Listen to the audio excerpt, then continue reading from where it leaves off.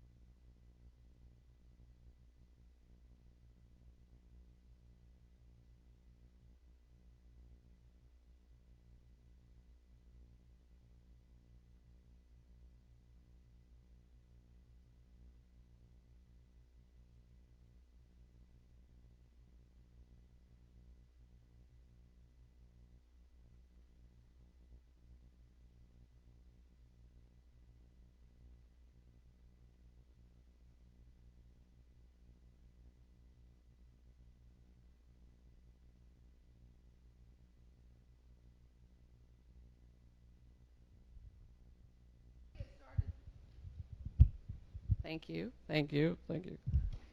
Before we get started this morning, I wanted to just introduce some of the folks that have been working with your students, with your children, over the past month. My fellow educators over here, Joanne Moody and Greg Graber and Chris Flight over there in the back. Thank you, guys. Thanks for putting up with my frequent absences. And then, I saw her.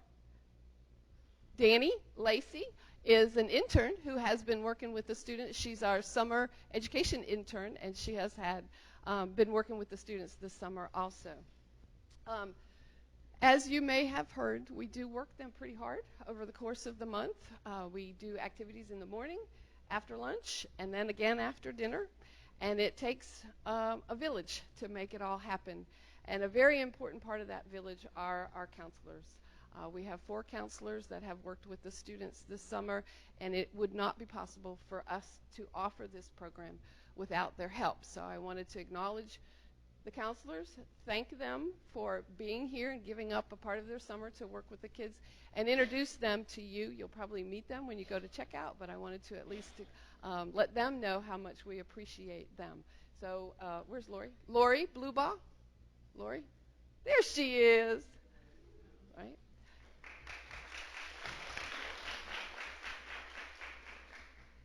Danny Boyd Garrett. Ashley Allen. And last but not least, their head counselor, Marty Dunn. Thank you.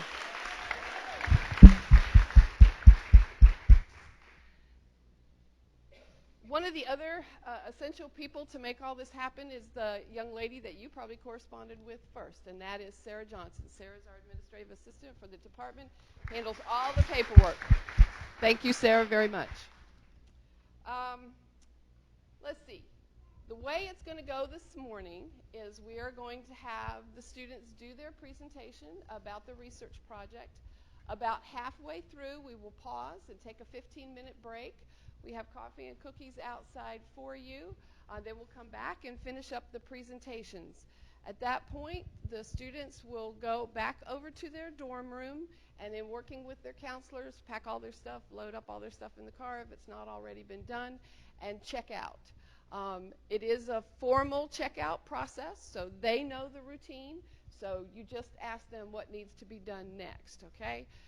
Your maps are graded, so please make sure that you pick them up before you leave, and that's part of your take stuff with you list. Let's see.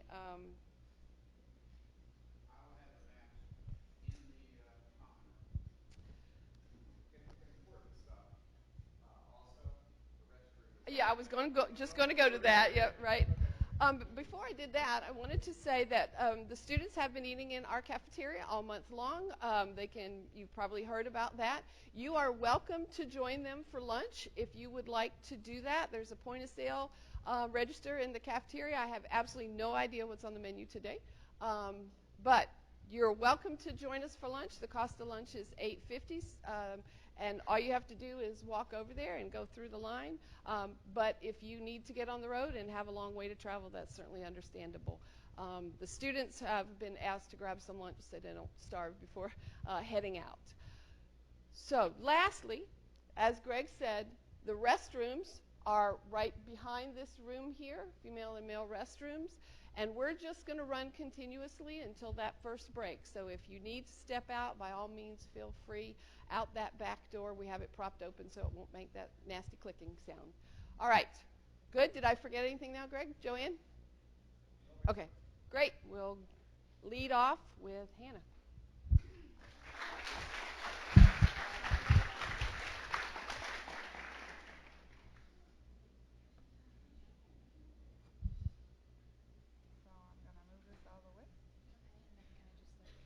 You can either talk here, or you can be mobile. It's whatever you want to do. Can I do it here so I can use the clicker? Yes, absolutely. Well, you can either be mobile and use that, or do that. It's whatever you want to do. All right, so this is Hannah. She loves snails. And so she did her project on the salt marsh periwinkle snail.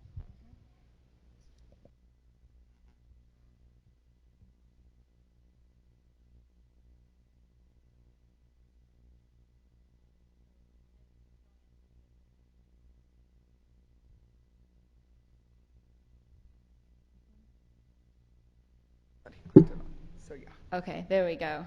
I'm Hannah Wood, and I did my project on periwinkle snails, which are the most common snails in the salt marsh, and their living preferences. So salt marshes are incredibly important habitats. They filter pollutions. They are nursery habitats, so baby animals will spend the first stages of their life in the salt marsh. They absorb a lot of energy. So in case of a storm, it's best to build your house next to a salt marsh because it will take the most of the storm as opposed to your house. And they release nutrients. They break down dead and decaying matter to better filter into the rest of the water. So periwinkle snails are incredibly common. They're one of the main things in the salt marsh. They're pretty low on the food chain. They're eaten by crabs, whelks, fish, and birds. And they mainly stay on the smooth cordgrass, which is pictured on the right. They climb to avoid the predators. Most of the predators are underwater, although birds do eat them sometimes. They're not a major predator, so they usually stay directly above the water line on the grass. So my question was, would the number of snails or the size of snails change as I moved further away from shore? And I predicted both the size and the number of snails would decrease as I moved further away. I used a quadrant, and this is 1/8 of a square meter quadrant, so that's about the same, that's about the size. I used a measuring tape to measure from the shore to 3 meters in. I took 2 measurements, one at the shore and one 3 meters in. And then I used a ruler to measure the size of the snails, and I did that in centimeters. What I would do is I'd put the quadrant down right at the very edge of the plant life. I'd count every stalk inside the quadrant, count every snail inside the quadrant, and measure all the snails. And then I'd go 3 meters back and do the same thing. And that's what I used to get back there. So this is the first set of my results. This is the average size in centimeters, and I took 5 measurements at each place.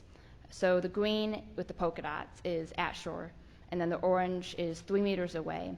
And as you can see, they're about the same, which surprised me. I thought there would be a dramatic difference between the two, but obviously there wasn't. And then this is the second set of results, and this is comparing the number of snails to the distance. And as you can see, there was a dramatic difference between the number of snails at shore and the number of snails that were 3 meters away.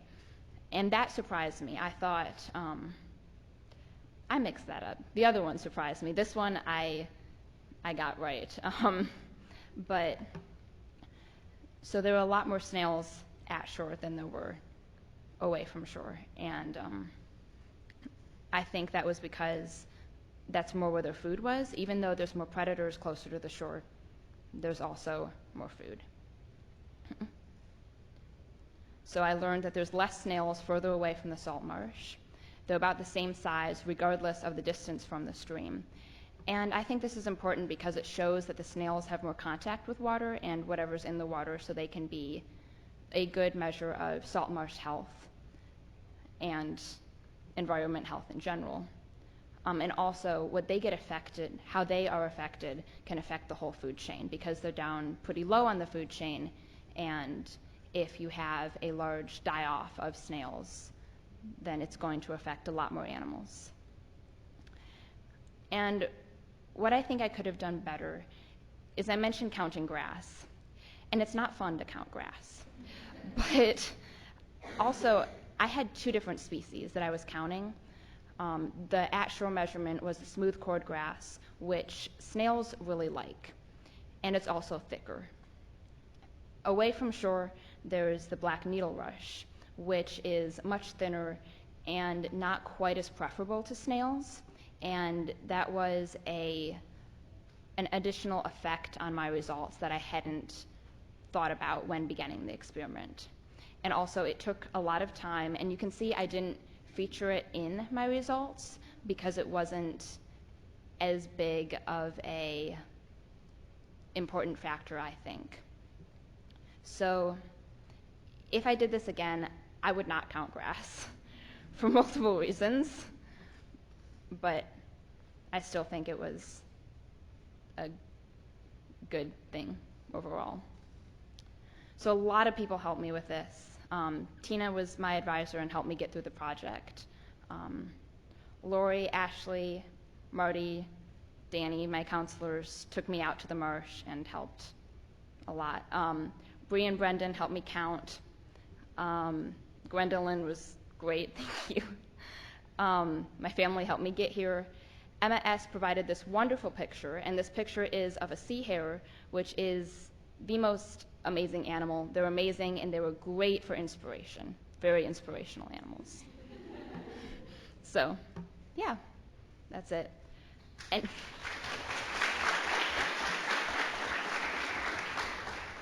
are there any questions? No? Okay.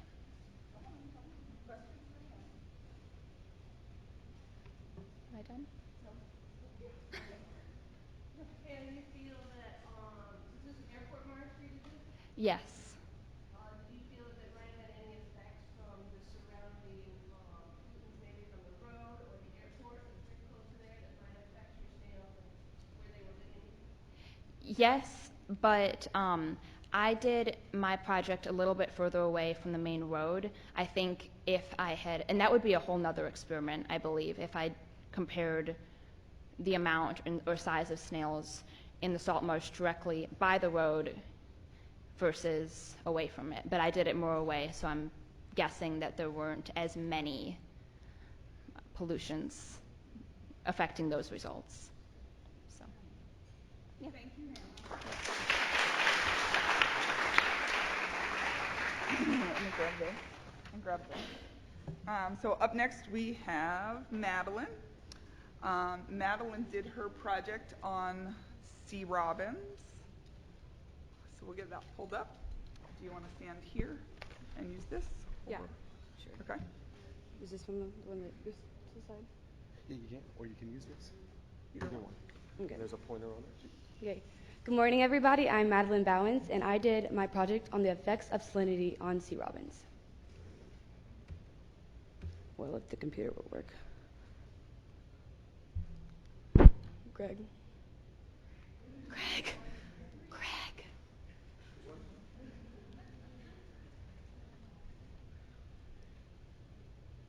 It's working last night. I broke it.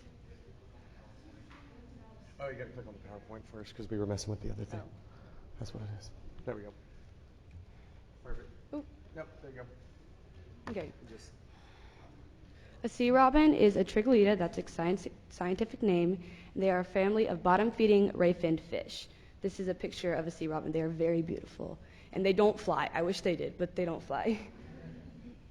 My question that I addressed was, are sea robins able to adapt to increasing salinity levels? Most fish in the ocean are able to adapt to up to like 50 parts per thousand of salinity. So that was my question. My hypothesis was that sea robins will be able to adapt to increasing salinity levels. The materials that I used 5 sea robins, including my control, a YSI, which I used to measure the dissolved oxygen, a refractometer, which I used to measure the salinity, a triple beam balancer to measure the fish, 5 sealed glass jars to help measure the dissolved oxygen without letting any other interfering oxygen get around it, 10-gallon tank to have my fish in, a filter, 2 aerators to keep the tank arid, an open glass for my control tank, a 40-milliliter beaker, and salt. My methods. The first thing I had to do was weigh my fish in order to keep them from fish to fish, because they all look pretty similar. First, when I was doing my experiment, I first measured the dissolved oxygen before the test. Then I sealed my jars and fully submerged them in water so there were no air bubbles. Then I measured the dissolved oxygen after my 30 minutes of the fish being in their jars to see how much oxygen they absorbed or they used in 30 minutes. After every test, I increased the salinity by 3 parts per thousand. Measurements. When I measured I measured stress by calculating the used oxygen in a set period of time. So I did 30 minutes, and then with the time before, the oxygen number before and after, I subtracted them to get my used oxygen number. This is my test 1, and this is before I increased any salinity, so the average salinity was 30 parts per thousand. This is my second test, and it was at 33 parts per thousand, and it wasn't exactly what I was expecting because the smallest fish, he used more oxygen than the second fish, but this is at 36 parts per thousand, and this one was also more of what I expected to happen. This is my fourth test, and it is 39 parts per thousand.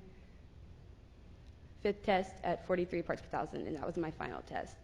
I think that maybe the fish became used to the increase of salinity level, but it was obvious that they were having problems with this because they did develop nosebleeds. On the right, you'll see salinity, and this is my steady increase of salinity. And on my left, you'll see the average of dissolved oxygen. And for the most part, it did increase in the amount of oxygen that they used, which was expected. My conclusion. The hypothesis was supported, so that's good. The salinity increase did make them more stressed, which made them use more oxygen. But the sea robins overall did seem to be able to adapt to increasing salinity levels. Acknowledgements. Thank you, Dr. Milloway, Tina. Thank you, Chris, Greg, Marty, Danny, all of my educators and counselors. Thank you, Oma and Opa, Dot and Dan, for my grandparents who got me here, and thanks, Mom and Dad, for letting me be here. Questions?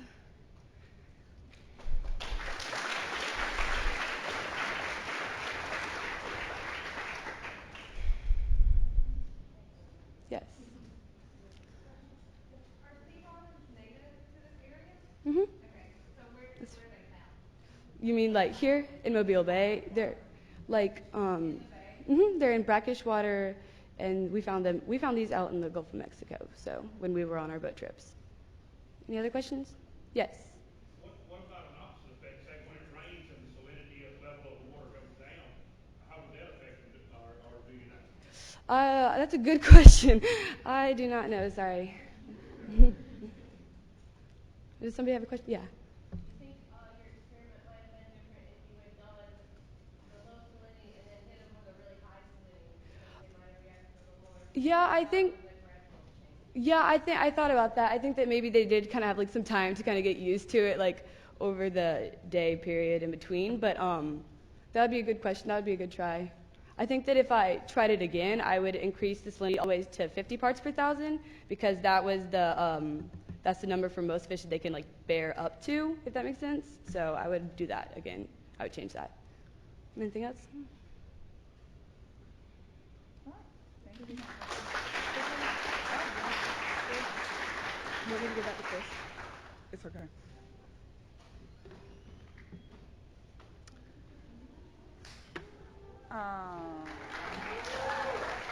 So up next we have Emma Stevens. Sorry, I did this backwards. You're good. And do I just click on the space bar? You can click on the space bar. You can. I want that more gone. I don't think I can make it more gone. Okay. Yeah. So you can use that if you want to walk around, or you can use that however you want to do it. Okay, thank you. Hello, so my name's Emma Stevens, and I did the effects of boat oil on the life of copepods. So what are copepods? Copepods are plankton, and they're more specifically holoplankton, which means that they'll be plankton their whole lives. And planktons are identified as organisms that are either too weak or too small to swim against the current. So these guys have a bit of trouble getting around because they just kind of drift through it. And the specific type of copepods that I used are Archaea tonsa because they are the most abundant in this area, so they were easy to find.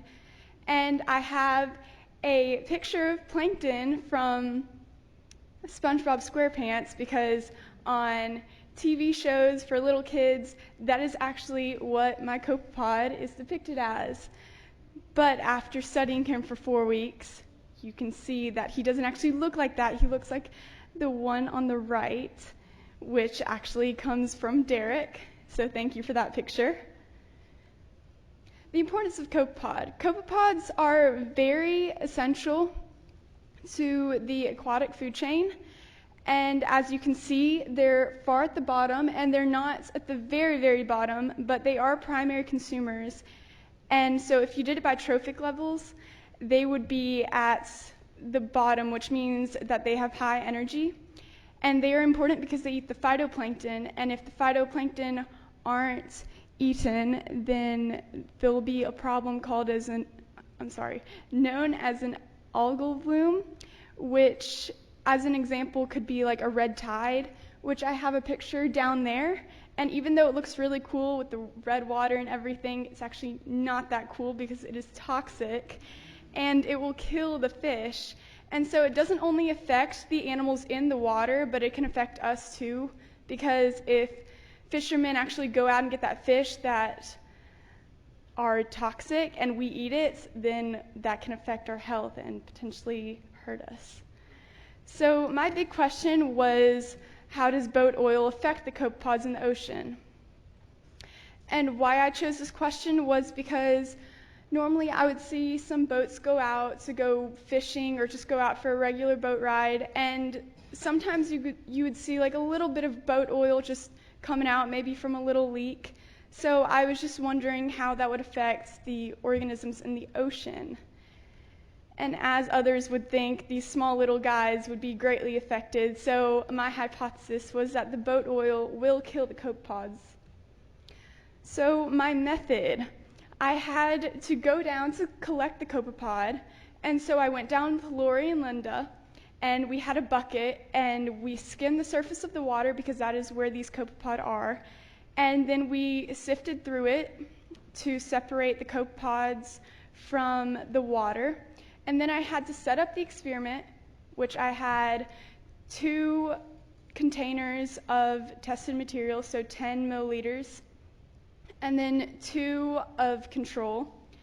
And then I had to go every single day at 9 o'clock in the morning and count these copepod individually. It was pretty fun. So, my setup. As I said before, I had 2 control and 2 tested. And then those little things making them bubble, those are aerators. I had to keep them in there because if I took them out or if something were to happen, my copepod would die because they need oxygen to live. And then I have some beakers, I have a filter, I have some little pipettes and other materials that I used.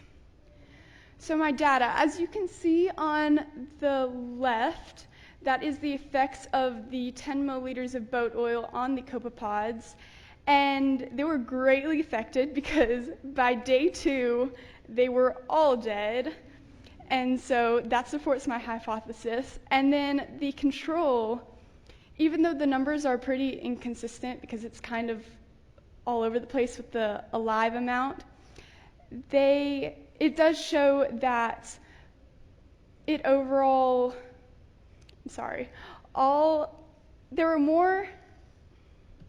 more living copepods than there were dead, which also supported my hypothesis.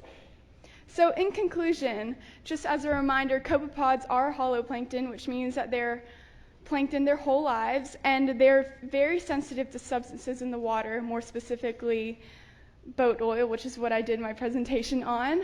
And they're very important for the aquatic biome because they are at the bottom of the food chain, like I said before.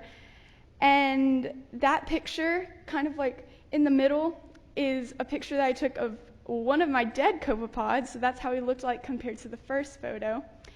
And then the photo to the far right was a picture that we took coming back from Panama City Beach, and Danny, the counselor, actually requested this picture to be put up here because basically if you don't let these copepod live and something happens and the algae all gets out, then this is what will happen to your hair. Algae was all in my hair because I was swimming with a whole bunch of algae in the water. And so, yeah, you should keep these guys alive.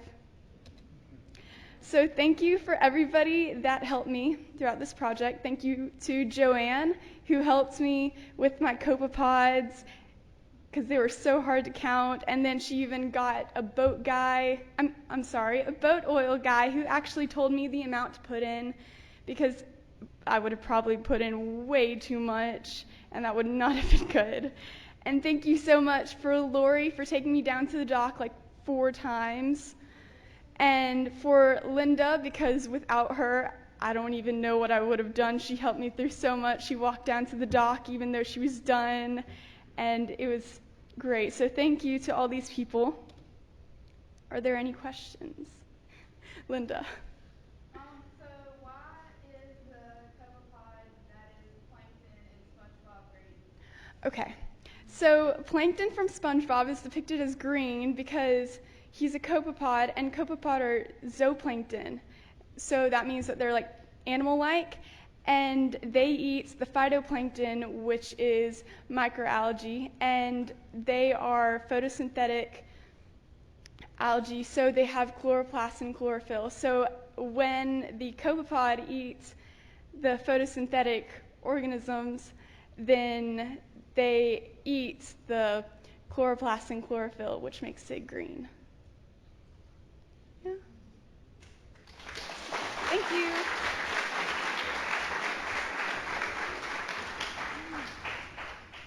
Very nicely done. Up next, we have Abby. You can use whatever you want to use. And this one's working? Yeah. So it goes that way. Okay, thank you. So we'll turn that on. Hi. Thank you. All right. Hello, everybody. My name is Abby McCarthy, and I'm so excited to be presenting to you my research on the effect of marsh elevation on decomposition of Juncus romerianus in salt marshes. So what is decomposition, and why is it important? Well, whenever anything in nature dies, its organic molecules undergo decomposition, and decomposition is the breaking down of complex organic molecules of dead organisms into more simple organic molecules. So a good example of this would be the rotting of an apple. So it's kind of like Mother Nature's way of recycling living things and those organic compounds and carbon that makes up those living things. So here we have the equation for decomposition. As you can see, oxygen is required for decomposition to occur, and some of its products are going to be carbon dioxide, water, plant nutrients such as nitrates and phosphates, and also chemical energy. So what I'm going to be studying and measuring in my product is the rate of decomposition, or how fast decomposition is occurring in one thing compared to another. So decomposition plays a really large role in the salt marsh. Many species rely on this decaying organisms and plant matter as a food source in the form of detritus. And detritus is dead organic matter that is produced by the decomposition of organisms. So it's like the basis of the entire salt marsh food web. So this decaying plant matter is being eaten by microscopic organisms and decomposed by them. Those are eaten by larger organisms, and so on and so on. However, the things that are not being decomposed by the decomposers are going to be stored underground. And this organic material, this carbon that's being stored underground, can be stored underground for thousands of years. And as you can see on this graph, salt marshes are particularly good at storing carbon, especially compared to other areas with lots of vegetation. So this is a graph showing carbon burial rate per year. And notice that it's a logarithmic scale, so they're storing a lot of carbon. So why would a salt marsh be storing more carbon than a tropical forest?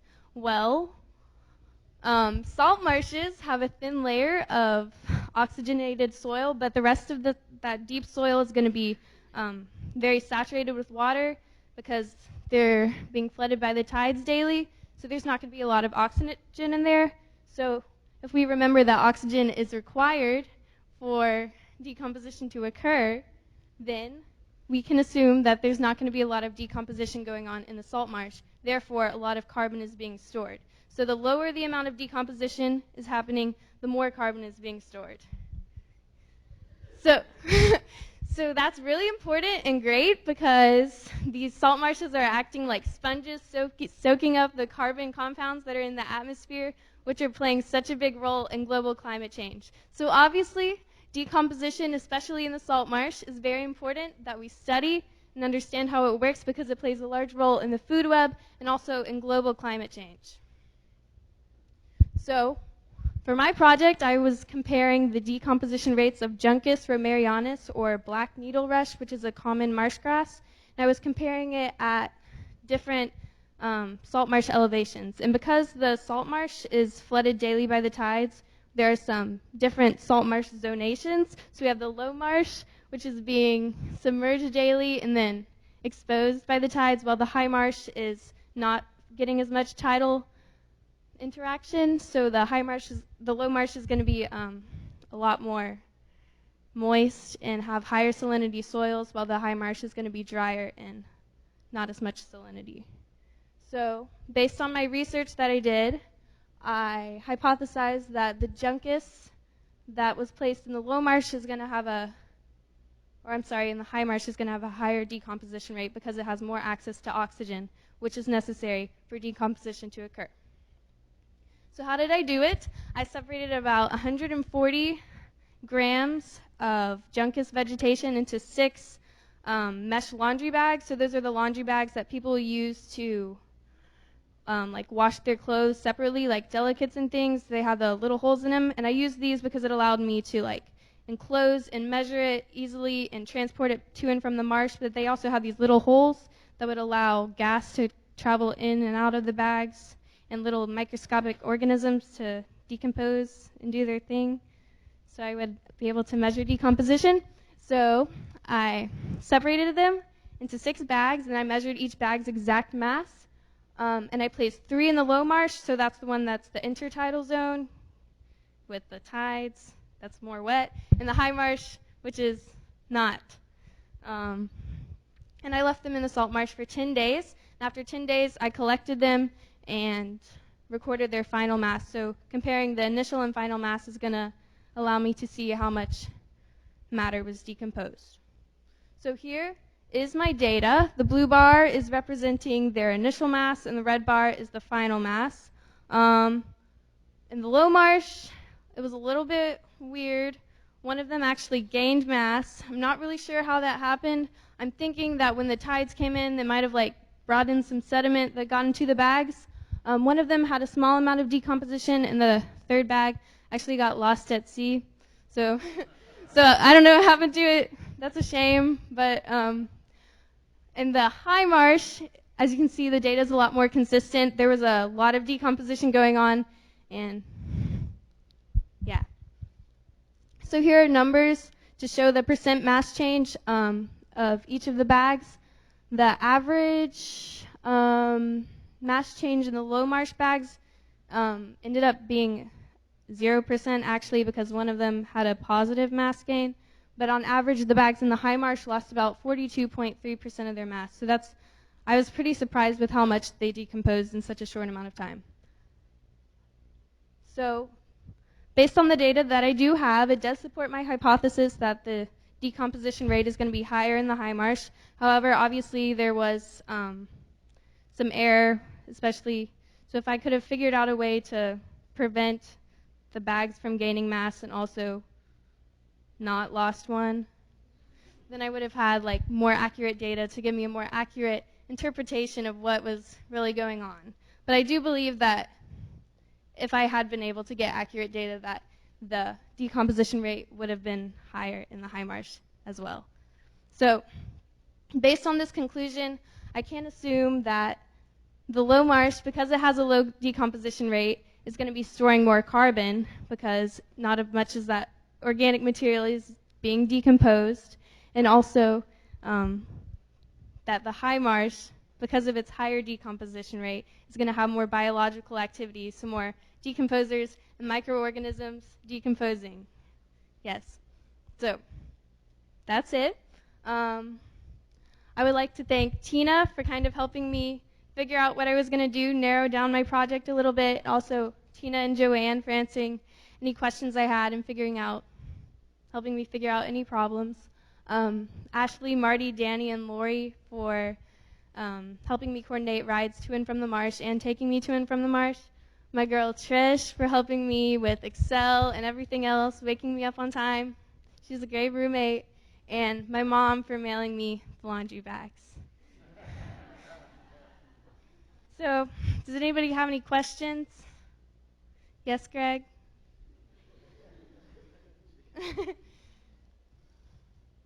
that if you had time to dry out samples, that I did dry out the samples for one day. I forgot to mention that, yeah, because the low marsh bags were wet and damp after that, so I dried them out. okay. Any other questions? All right. Thank you very much.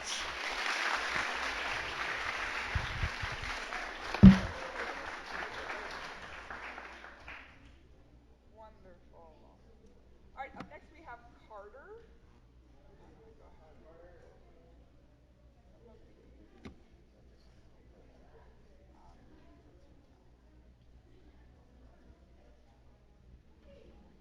All right.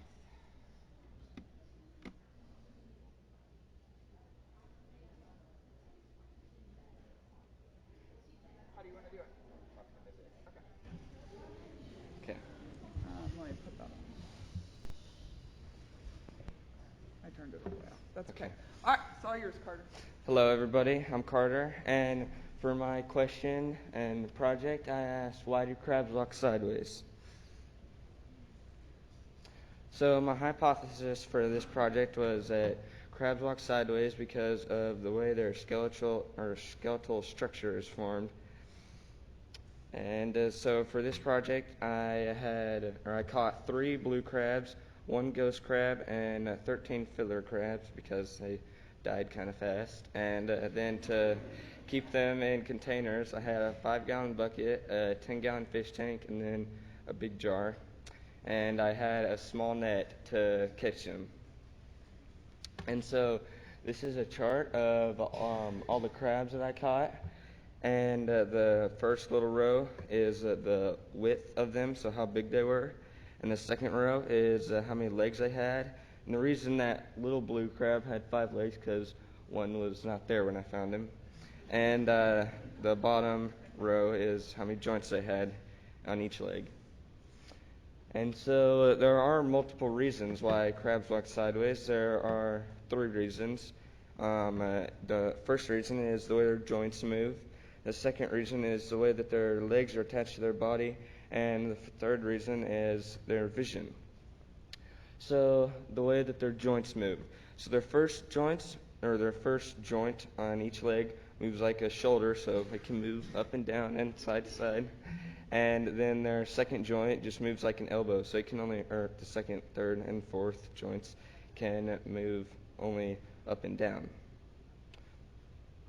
So also the way that their legs are attached to their body. So the first joint is a ball joint, so it can move anyway, and all the rest of them are hinge joints, and they can only move back and forth.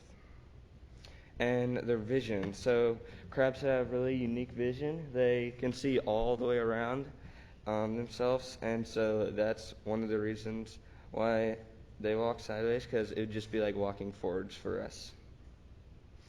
And so there are some crabs that walk forwards, like a hermit crab and a spider crab, and I did not catch those because the spider crab's giant, and we don't have those here. And then the majority of them walk sideways, like a ghost crab and a blue crab, and I did catch those. So I want to thank Dr. Tina for making all this happen, and Greg and Chris for helping me with any questions I had. And then I want to thank Danny and Lori and Ashley for any random questions that I had, and then Marty for making all this happen. And questions? Yes. So, the spider crab walks forward. Is that the right crab? Yes. Okay. What makes their joints different from the other crabs? Well, so they have like longer legs, and so instead of walking like that, they walk like that. So, yeah.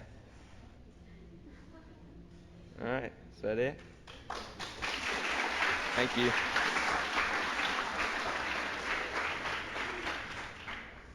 All right.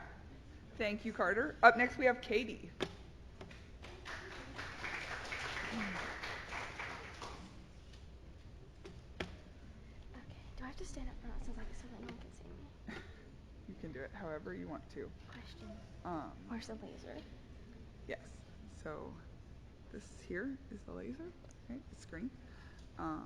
So, but you want to stand right here and talk into that one, or out there? Here. I'll take that. It's upside down. All right. You good? Yeah. All right, Katie. It's all you. Okay. I'm Katie Northup, and I did red snapper otoliths. Okay. Thank you. My question was, what is the difference between the length and age of a fish?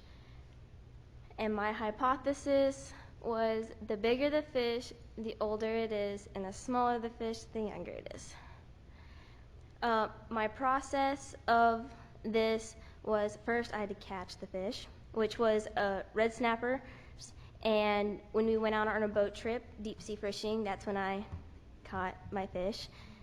I took 4 measurements, and that was the caudal, fork, natural, and stretch lengths. Then we had to weigh them. That was hard because I'm short. With 4th thing we had to check the gender, if it was male or female. And 5th, we had to extract the otoliths from their body. The otolith is their ear bone. And 6th, I had to log the data on a little slide. I had to write down their name, what type of fish it was, and then what side of the otolith I had to use. 7, we had to grind the otolith down so you could actually read the rings inside of it like a tree. You just count the little rings. 8, we had to polish it so you can see it more clearly, and there's not any more scratches on it, so you don't see extra lines and stuff. 8, we had to glue the otolith, that side of the otolith, the part we had left, on the slide. And once it was dried, we had to grind down the other side so you can read it a little bit easier. And then we had to actually read the otolith. So when you were grinding it down, you had to look for that little V right there. And once you saw that V, you're good to go. You couldn't go any farther or a little bit before. And then reading the otolith, these little lighter lines right here, that's summer, which it shows it was growing a lot faster, and these darker lines are winter. We're growing a little bit more slowly, and you just count those darker rings. My results, got 16 fish, and the orange is the age of the fish, which is in years, and the blue is the length in inches. And second results, well, it's sort of the same thing, but just in a different form. Out of my 16 fish, the most I caught was 3-year-olds, and it averaged about 15.7 inches. And my third result, I added gender into it too. So pink is girls, pink is males, orange is females. At 2, I did not have any females. I caught all males. And at the age of 3, I got males and females, and they averaged about the same length. And at 4, I only caught females. And same thing with 5 with males. And then at the age of 9, I caught a female, and she was about 32 inches. My conclusion is the size of the fish were reflected in their age as the fish aged, as the size increased. Special thanks to who helped me on the ship or the boat was Crystal, Steven, Lauren, Brandon, and helping with my otolith process, like grinding them down and teach me how to do that, was Amanda, Matt, and Crystal, and that was the fisheries ecology lab. And also special thanks to my teachers, Greg, Tina, Greg, Chris, Tina, Greg, and Joanne. My counselors, Danny, Ashley, Marty, and Lori, and intern Danny. And also to my mom, my dad, and my sister, Megan, for letting me come here and supporting me. Any questions?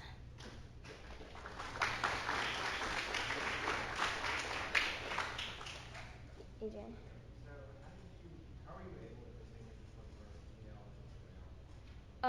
You had to cut the fish open, and you could check inside. The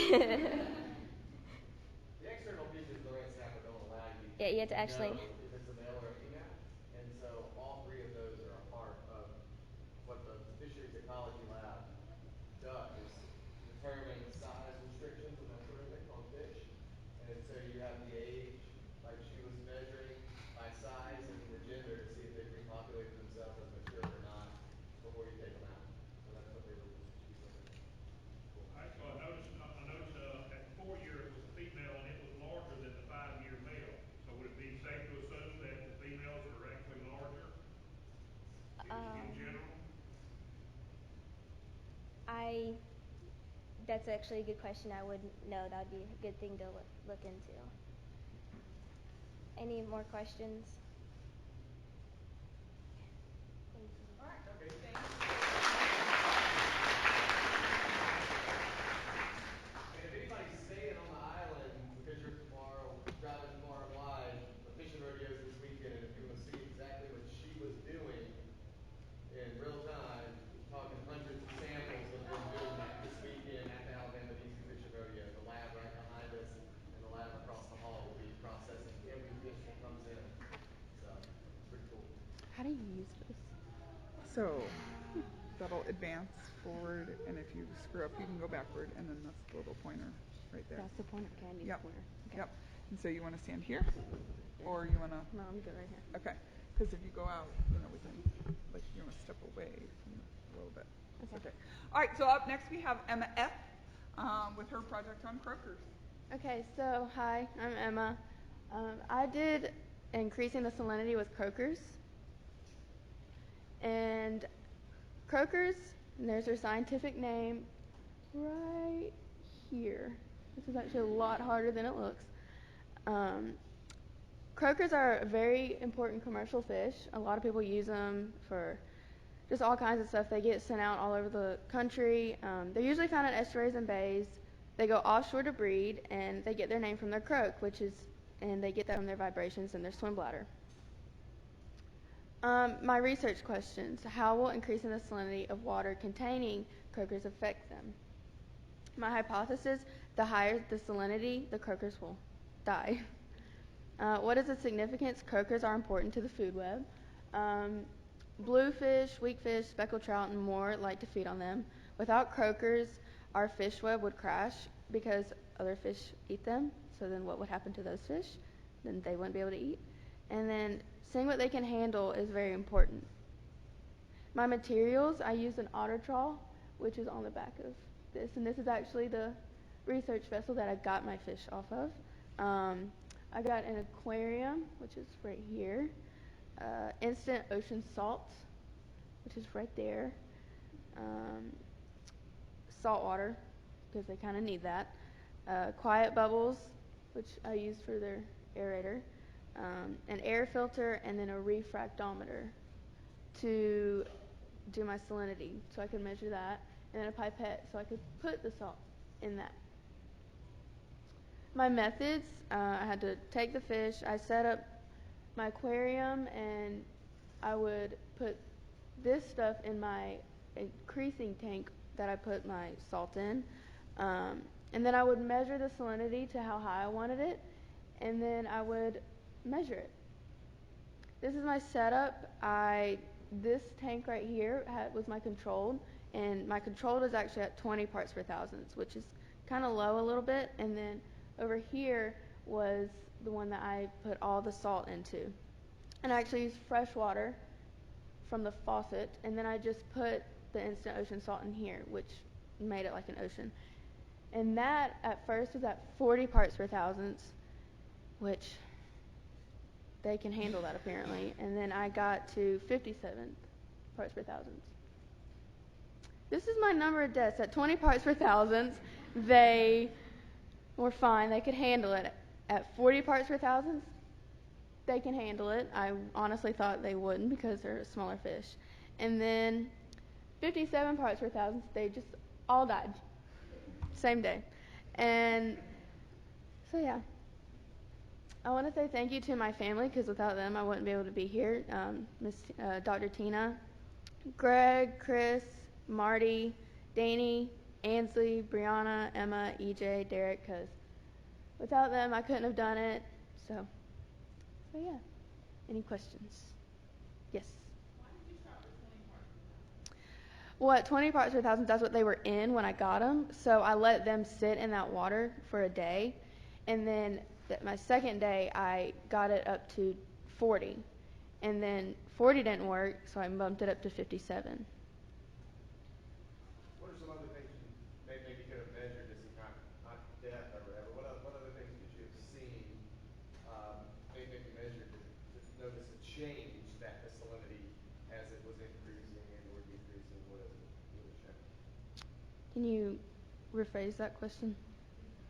What other data could you have measured besides just alive or dead that maybe could have shown an influence of what the salinity was doing to the fish? I actually don't know that question. Yes. Salt oxygen, some of it breathing or Yeah. changing or visually looking at what was going on with the fish. Yeah, I could have done like how they were breathing, if they were acting up more and stuff. Well, actually, I did notice in some fish that when I had first stuck them in there, in the 40 and 57 parts per thousand, they were going sporadic. And then after a couple of hours, they were fine. They just adapted in a day or two. Yes. I don't know where you're from, but I'm from here, and I've dealt with croakers all my life. So if you're not from here, did it kind of freak you out the first time that you held the croaker? No. I'm used to hearing them croak, so yeah. Okay. Any more? Okay. Oh. So did you have separate tanks, a tank at 40 parts per thousand, so you moved them from that one to 57, or did you knock that out? No, because I only had two. Because I had my first tank, which was my controlled, and then my second one, which didn't. I had it at 40, and they were good. It's like I need something to happen to them, and so I just added more salt. Okay. Thank you.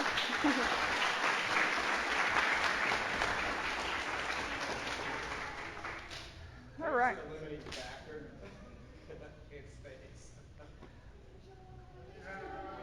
Up next, we have Benasia. There you go.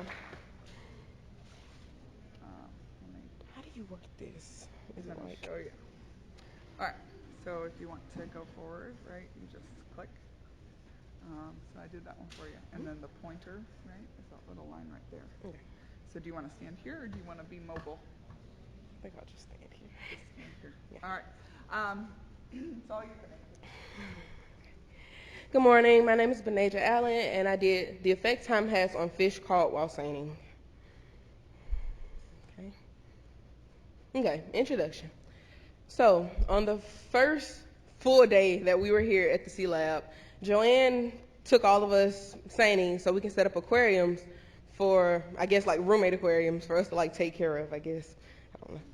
But I noticed that when we seine, like most people caught juvenile catfish, anchovies, and we collected a lot of hermit crabs from like around the rocks, and comb jellies, lots of comb jellies.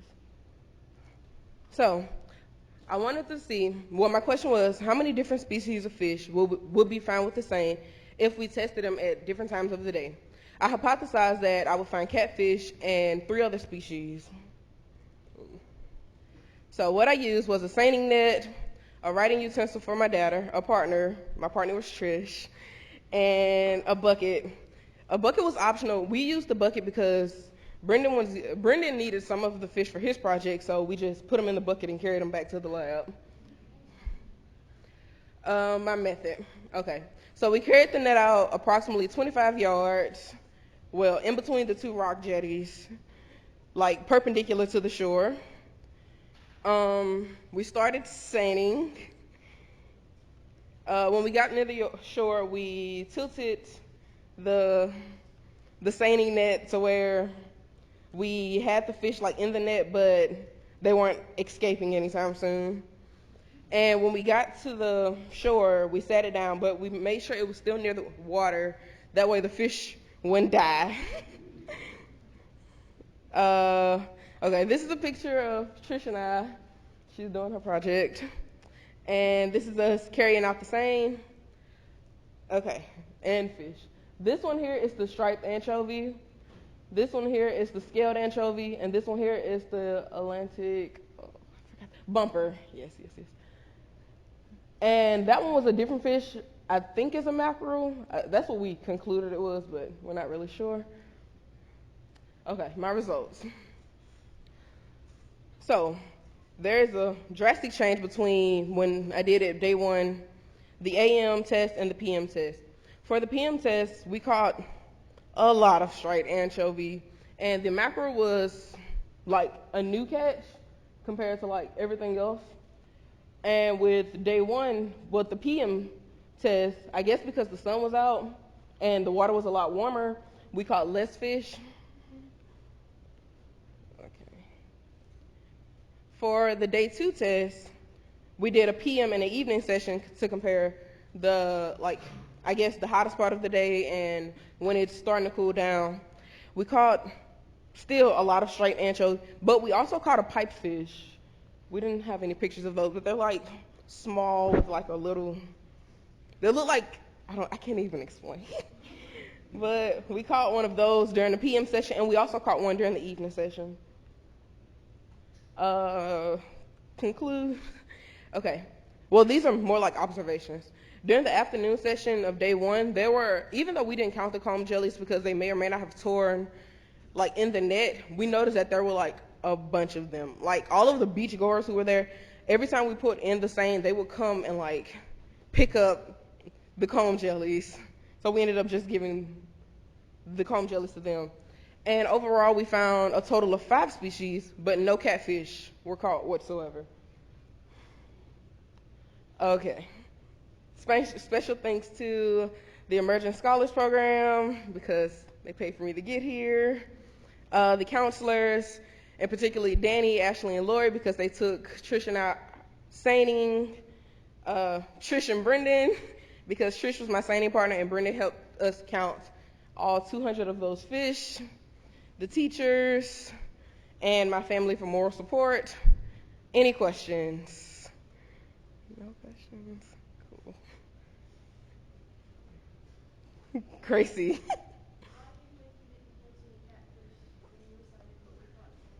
Honestly, I am not sure at all. Like, how can I explain this? I don't know. I guess the catfish were like done growing in the little area that we seined in, or maybe we seined in a different area from when we caught the catfish, so I'm not really sure. So many questions. Madeline? Differently, instead of doing like, when we tested this, we tested it on one Sunday and then we came back the next Sunday and did it. So instead of doing it like a whole week apart, I would do it maybe like a good 3 or 4 days apart instead of like a whole 7. Yeah. Any more questions? Yes? Do you think the location, if you would change the location, you might have got different results? Possibly. Like we tried to do it like in the same location each time to see if the results would, like if we caught like a lot of the same fish instead of like new species. Yeah. Greg?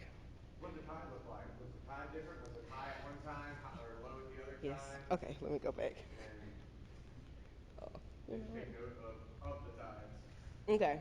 So when we did this test, it was very high, like high tide, like almost to the neck. Whereas when we did this test, there were a lot of beachgoers and the tide was fairly low, like it was waist deep basically. And with this one, compared to like all of the other days, this day was like very cloudy, like it looked like it was about to storm. And the tide it was low when we started, but it progressively got higher. And with this one, it was pretty low, which is weird because we caught so many striped anchovies. Any other questions? No? Okay.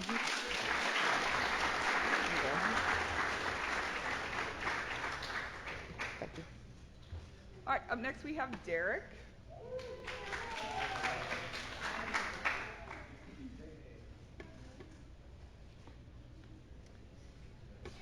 All right. Working with bacteria. How do you want to do it? I'm walking it. You're walking it.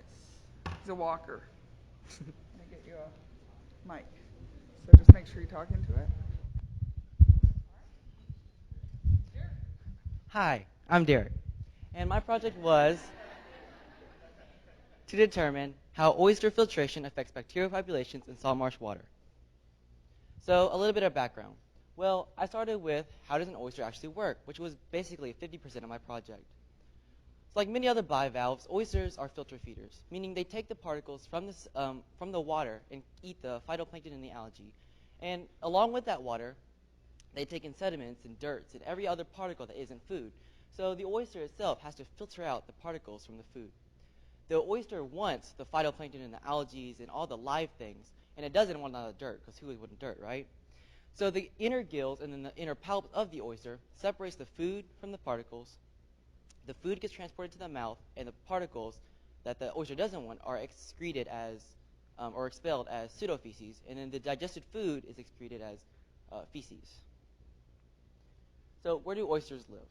I use the eastern oyster, or the Crassostrea virginica, and of course they're called the eastern oyster, so they're around the eastern seaboard, and they're also in the Gulf of Mexico and somewhere on the west coast.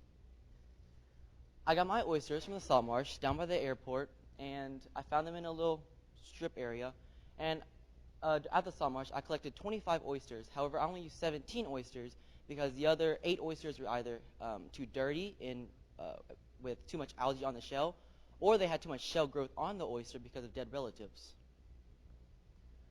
Marine microbes. So marine microbe is a broad term for bacteria, but it also encompasses many microorganisms like viruses and algae and everything else floating in the water that is microscopic enough. Most bacteria that I worked with was the bacteria that recycle nutrients. So for example, a decomposing body on the side of the road would have bacteria decomposing the nutrients and recycling the nutrients back to the base of the food web. A main bacteria in the salt marsh, however, was denitrifying bacteria, which basically transformed the nitrates and the nitrites into nitrogen gas, which makes up 78% of our atmosphere. And a big category of these bacteria are the Pseudomonas. And you can tell when a bacteria is denitrifying because of the characteristic of the salt marsh. When you go to the salt marsh, you can smell the dihydrogen sulfide in the air, which is that classic stinky smell. So what was my objective? My whole objective was to see how these oysters affected these bacterial populations in the water. And of course, everyone's probably thinking, well, they're filter feeders, so of course they're going to filter the bacteria. Well, I thought the exact same thing, which led to my hypothesis. However, I thought, well, what if the oysters actually cause an increase in bacteria? Or what if the oysters release more bacteria? Or what if, bacterial populations just bloom out of nowhere? Despite my speculations, I still hypothesized that the oyster-filtered water will have less bacteria in the water after a given amount of time. So how did I do it? Well, I had to make agar plates. And agar is a standard growth medium for bacteria. And analogous, well, I basically gave the bacteria a home with a whole bunch of junk food. Agar is a rigid jello with a whole bunch of nutrients like nitrates and vitamins and everything else to plump the bacteria up. So when a bacteria grows in the agar plate, instead of just growing in a microscopic size, it'll grow into a colony, which is basically a small little circle of bacteria. So I had to get agar powder dissolve it, dilute it, and pour it. So what that means is I had to make the agar powder into a liquid and pour it into these petri dishes, which acted as the home for my bacteria. I used 24 4-section petri dish plates. Although I used 4-section plates because that's what I had available, no section place is ideal in order to get an even distribution of my sample. For my experimental setup, I set up 2 5-gallon buckets on the countertop. I filled each with 8,000 milliliters of the salt marsh water, which contained all those denaturifying bacteria that I mentioned before. And into each, I had an aerator with an air stone to aerate the water like the oysters are used to in their natural habitat. In order to get results before the filtration period, I had to inoculate plates. So what does that mean? I had to basically get the water samples and put it on the plate in order to introduce that bacteria into their new home.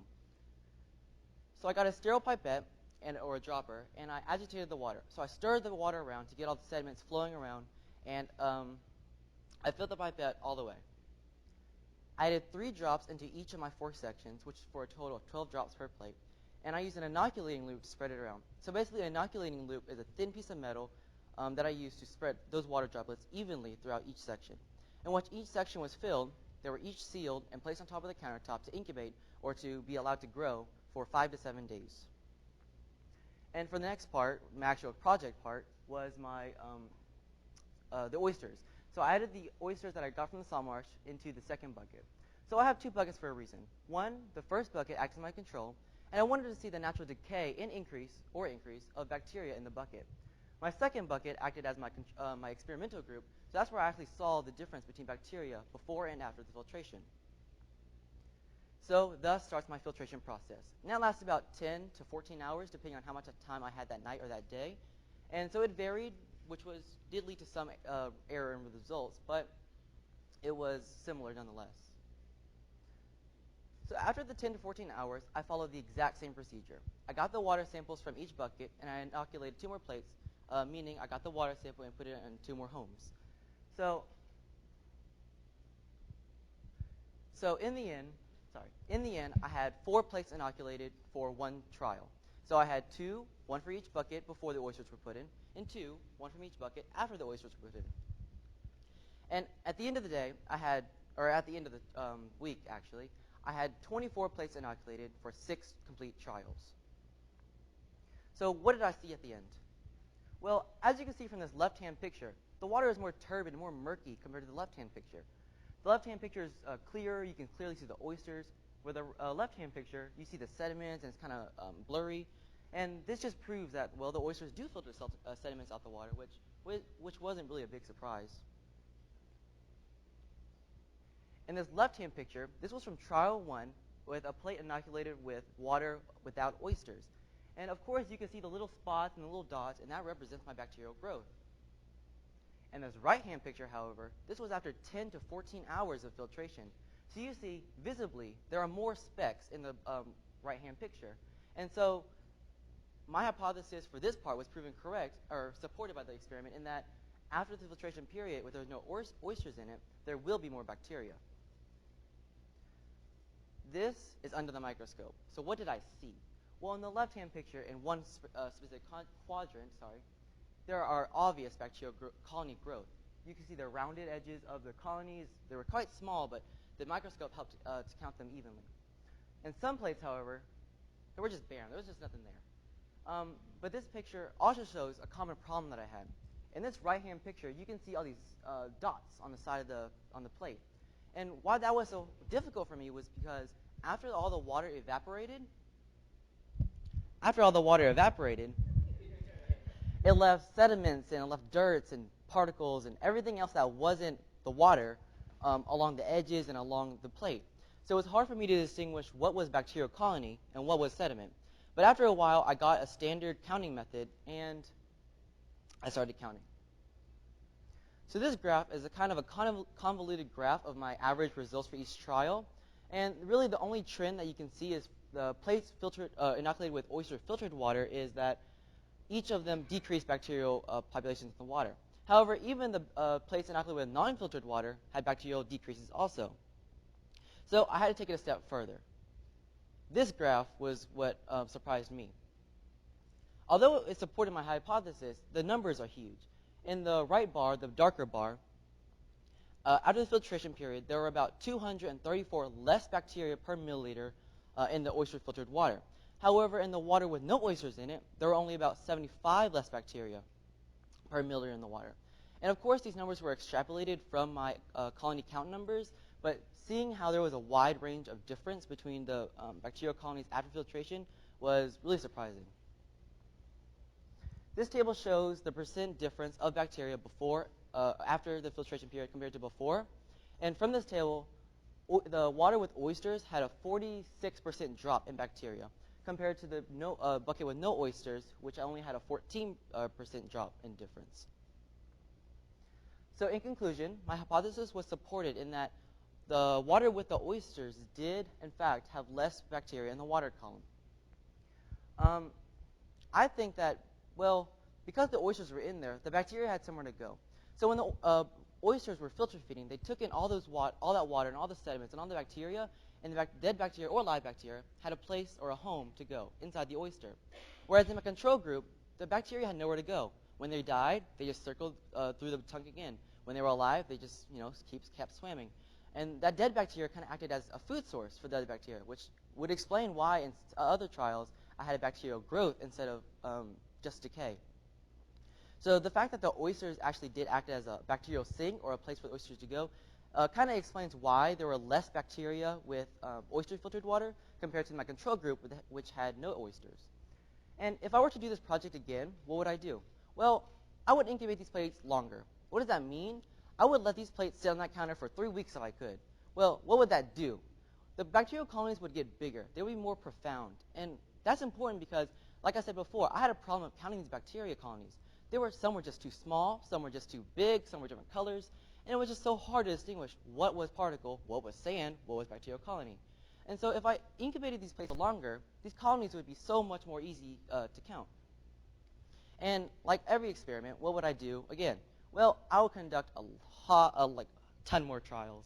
And what do more trials do?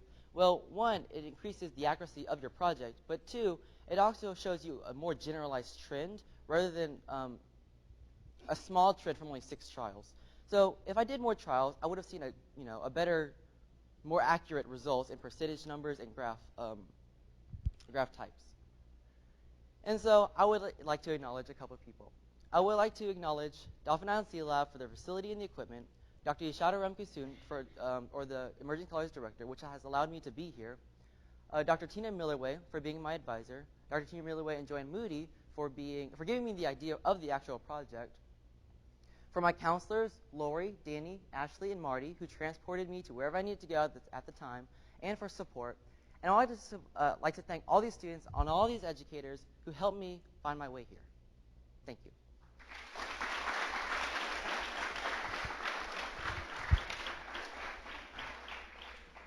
So, any questions? Yes, Dr. Tina.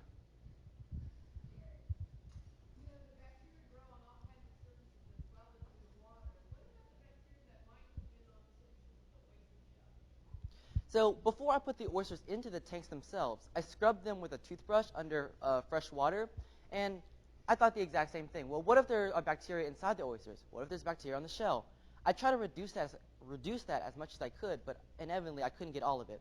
So if I were to do another project relating to this project, I would actually swab the insides of the oysters to see, well, what if the bacteria is hiding inside the oyster?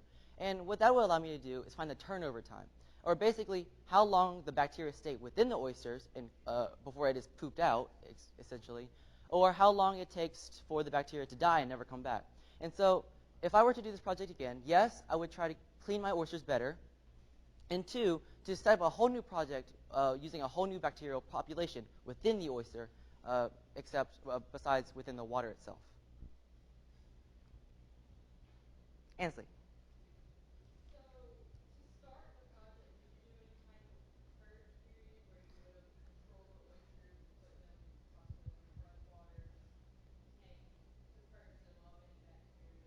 Yes. So, like I said, I got my oysters from the salt marsh. And as many of y'all might know, the salt marsh is a very, very, very, very dirty place. So, when I got my oysters, I separated them from viable oysters to the oysters that were too dirty or had too much shell. And so in the end, I had about 17 oysters that were usable. And so I set up an aquarium tank with seawater from the beach, from the East End, with about 7 gallons of water. And those oysters were allowed to sit in there for about 3 days. And like you said, it was allowed to purge the insides of the oysters, and it kind of made the oysters homogeneous in that the oysters kind of had the same insides and the same bacteria flowing through them. And so, yes, I did, to answer your question. Any more questions? All right, thank you.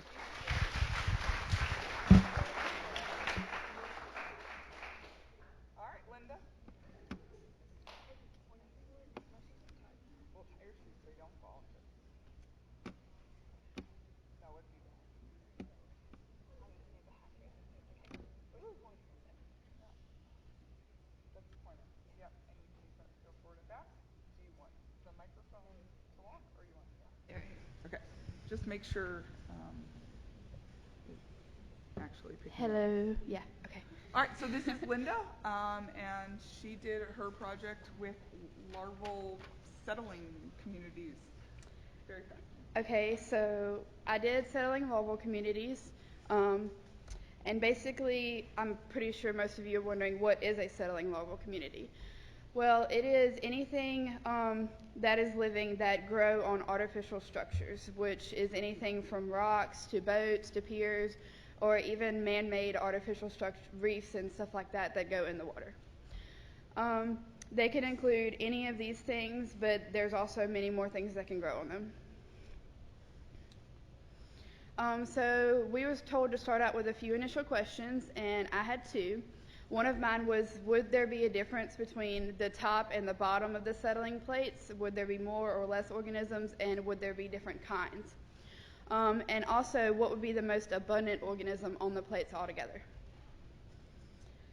So I thought that there would be more organisms on the disc located at depth or deeper in the water, and that the barnacles would be the most abundant organism, because that's average what you see on the pier or something like that when you look in the water. So who cares about this? Well, anyone who owns a boat or a personal watercraft that keeps it in the water even for a short amount of period, because it actually takes less than 24 hours for settling organisms to start growing, along with anybody who owns a pier or a dock for that same reason. And it can be super costly to keep these organisms off and keep whatever you own clean of this stuff that can cause decay or cause anything like that. And anyone studying fouling communities. So what did I do? I started by making my settling plate structures. I used 7 CDs for each structure, and I had 2, and I used a lot of pipe and some pipe cutters that gave me a mean blister. This was my initial design. I had 30 centimeters of pipe and with a CD, and so it was like CD, pipe, all the way down, and there was a weight at the bottom to keep it in the water. And then I put them at the Dauphin Island Sea Lab dock. I checked on them every 2 days for 8 days, and while I was there, I recorded salinity, water depth, and things like that. This was only 24 hours after they were in the water, and as you can see, there's already things all over the disc. After 8 days, I removed them from the water, and that was when I started to look at them under a microscope and identify the organisms and count how many there were and things like that. So these are my results. In settling plate 1, the figure on the left, on the top of the disc, as it went down in the water, so 7 was at the bottom of the water and 1 was not even in the water. That's why it has no data for 1 and 2. So as you got deeper in the water, there were more organisms on the top of the disc, but as you got deeper in the water, there were less organisms on the bottom of the disc. While in settling plate 2, the figure on the right, the patterns were very inconsistent. And honestly, I think that's because when I put them on the pier, I did not think about it, but settling plate 2 was put at a corner of a pier. And so I think throughout half of the day, this sunlight was blocked from settling plate 2. Therefore, it was not as accurate as settling plate 1. Oh, well, I have a video. This is the barnacles under a microscope. And as you can see them. This is how they filter. It's pretty cool to watch.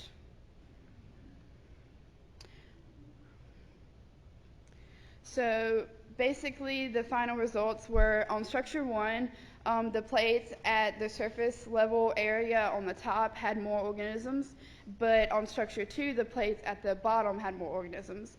And the most abundant was barnacles, as expected. Therefore, in that, my hypothesis did support my data. But I would say that my hypothesis did not support my data in me saying that there would be more organisms on the bottom, because although on settling plate 2 there were more organisms on the bottom, settling plate 1 had the opposite effect, and therefore it was not consistent. So a few take-home points. Settling larval communities are organisms that attach to a surface to live or grow. They are important to tons of people. Barnacles are the most abundant, or at least at Dauphin Island Sea Lab they are. And science is more than just sharks, dolphins, and turtles. A huge thank you to Emma Stevens, who I could probably not have done this project without. She went to the dock with me and just kept me encouraged and never let me give up. Lori for taking me to the taking me to the dock with just a few minutes notice and always being there when I need help. Marty for being an awesome counselor. My instructor Tina Miller-Way, who helped me through this whole entire project and just guided me and helped me to be the best I can be. All the other instructors and counselors who helped, and DISO and the staff. Also a thanks to USA and everyone who was associated with Emerging Scholars, my scholarship that I'm here on, Dr. Remkasoon, Katie, and Catherine, and GERHOP, which is actually the foundation that gave the grant to USA in order to pay for our scholarships. Any questions? Josh? Okay, so if I were able to do this project differently, I would either add another settling plate to maybe get us some more consistent data, or else just move one of the settling plates to another part of the pier to where they would both have the same amount of sunlight, and so it would be more consistent, and hopefully I would have the same results. Gwen?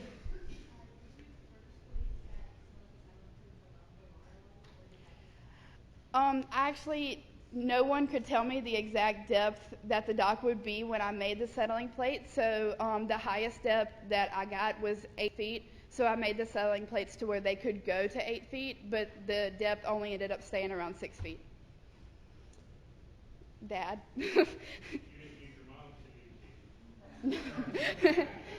Dr. Ramkasoon?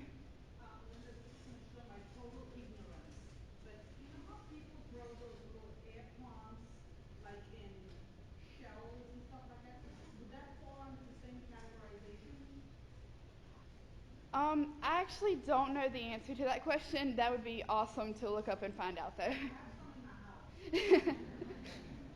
Anything else? All right, thank you.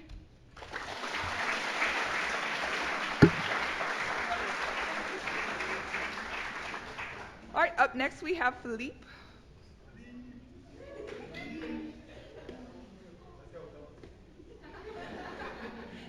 All right. So Philippe was part of our diatom crew. That'll go away when you click it. How do you want to do it? Can I use the computer? Yeah. Yep. Arrow keys? You're good. Does that work? Yep.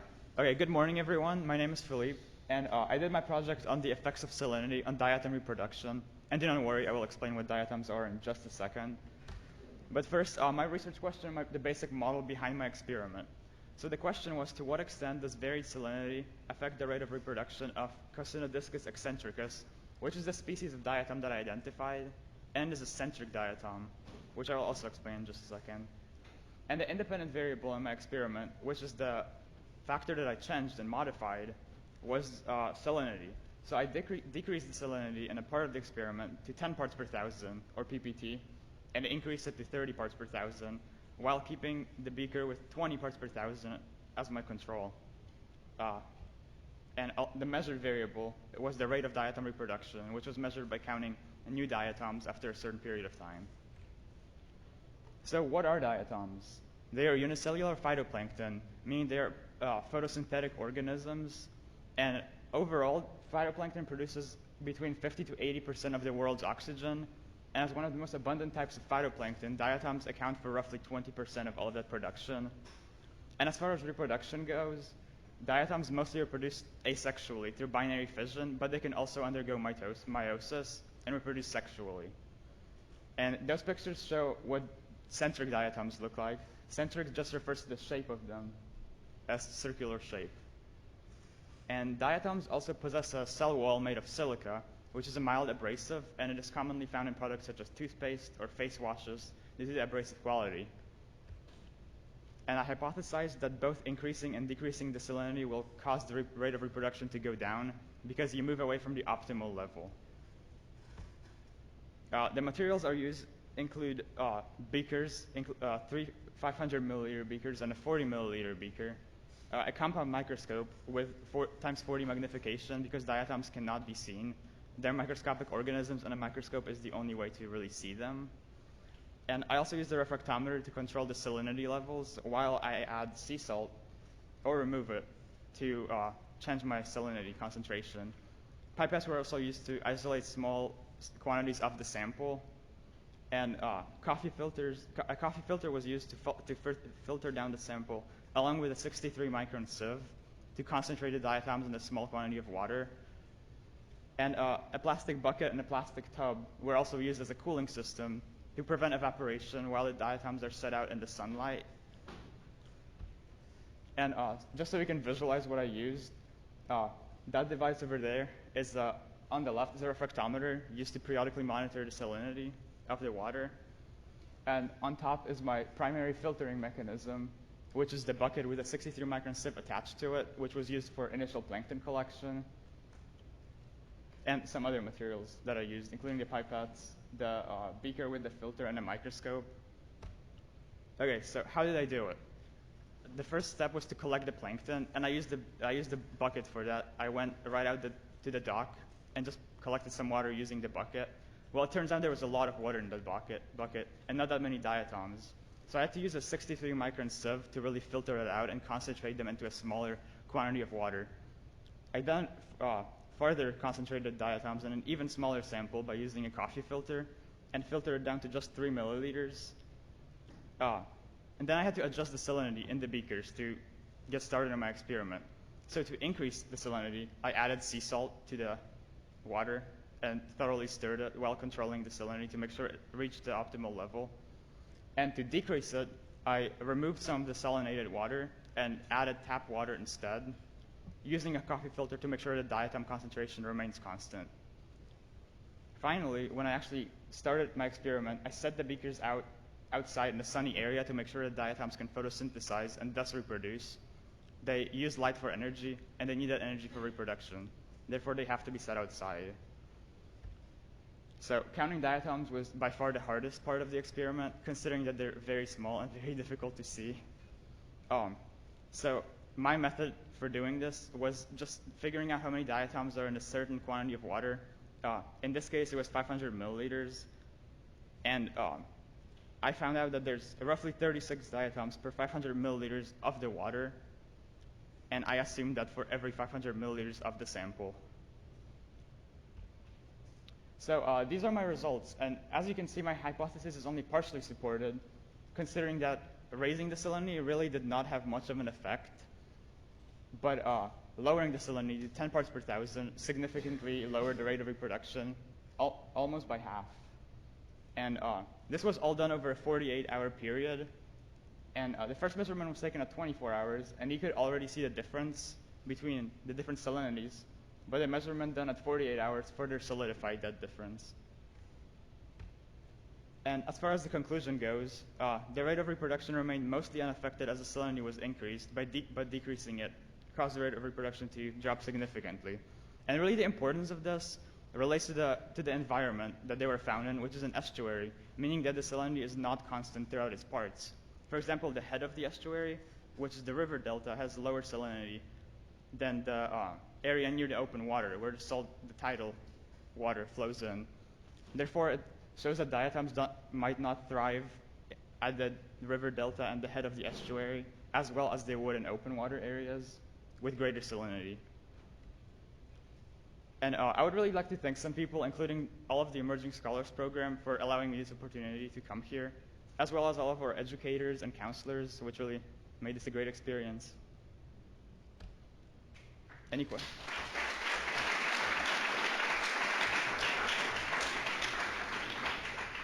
Derek?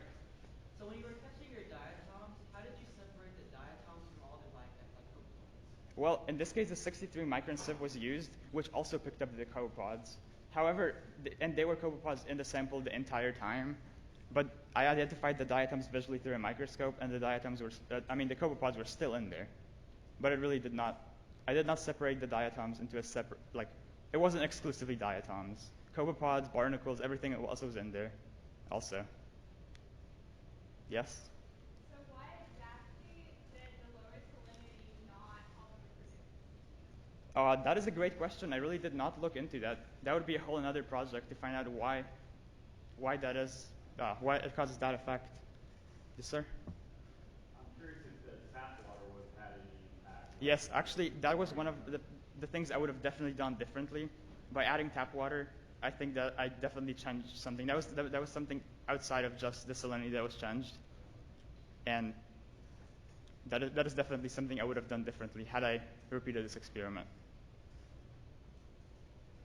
Anyone else? Thank you, Philippe.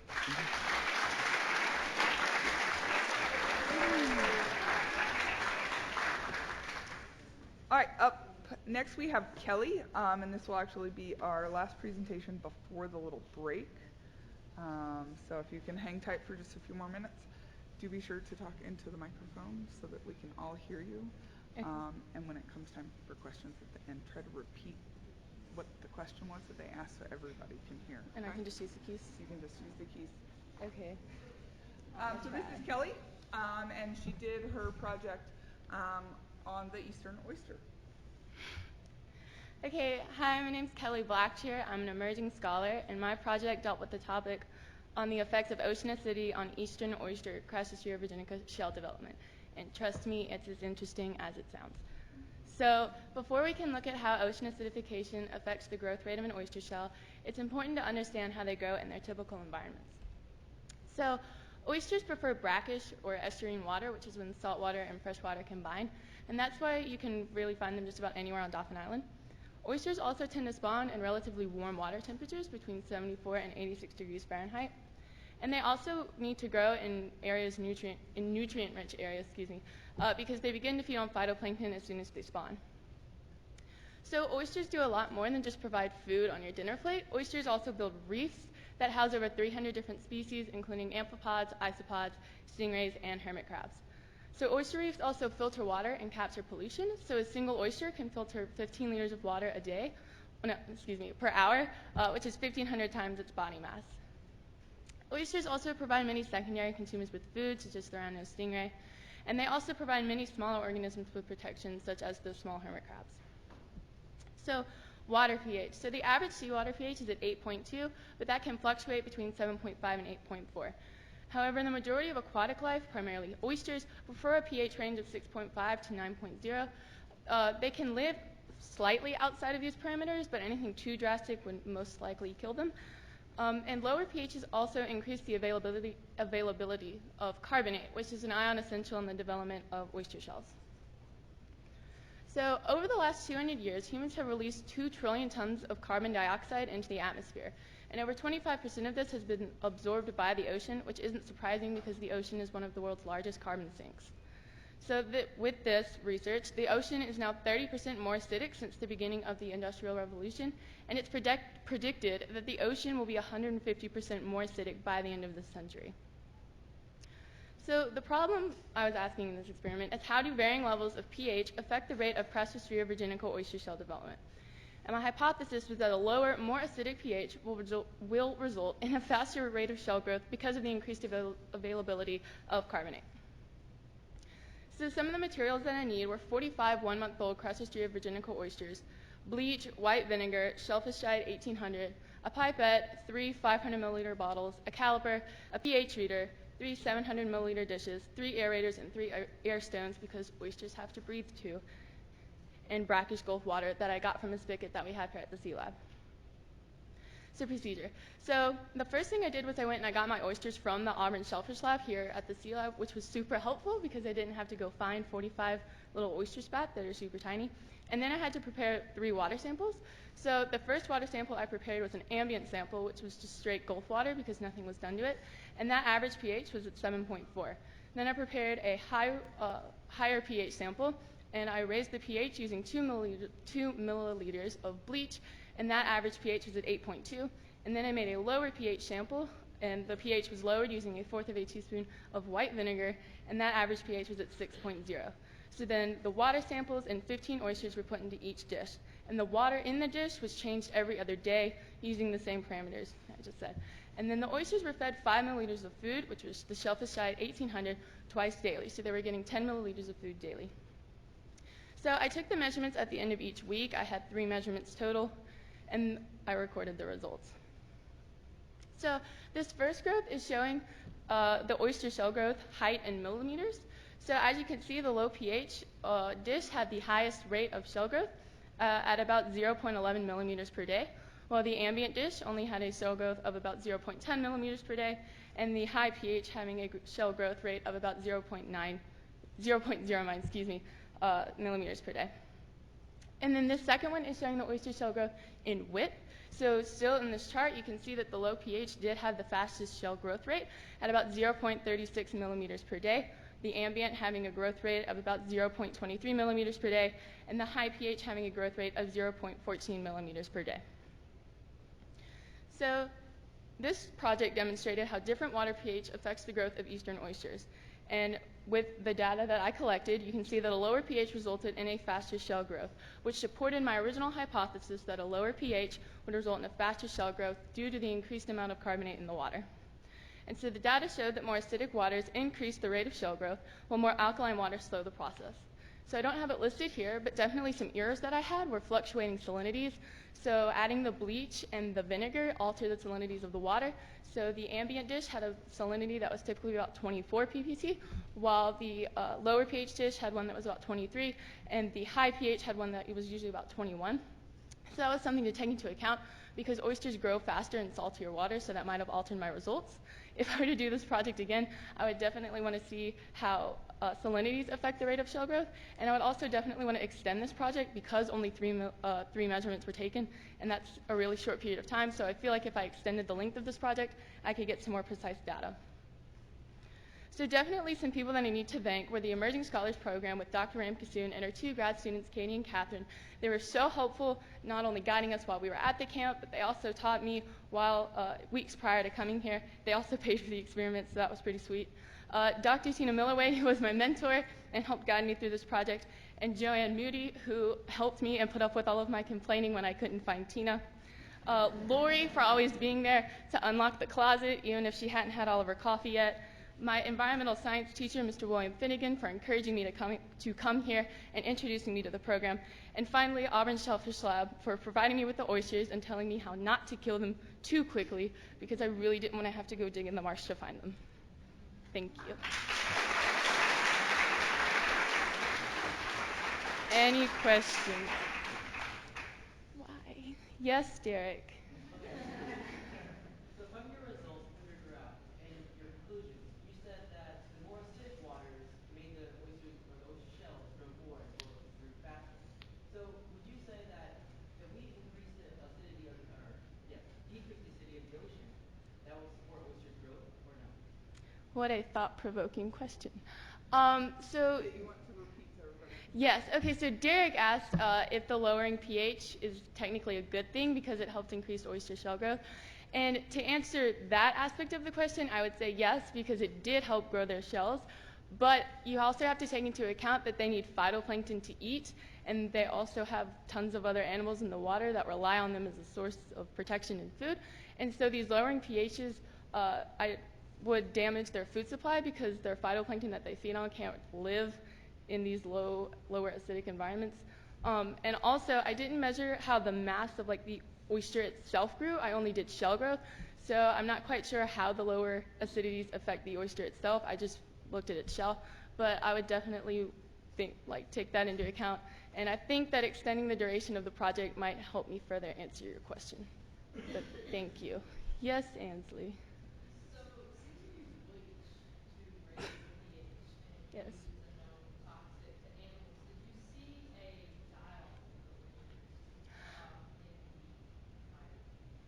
fire? Okay, so Ansley asked if by using bleach, which we kind of all know is pretty toxic, if that killed any of my oysters. And the answer is no, it did not.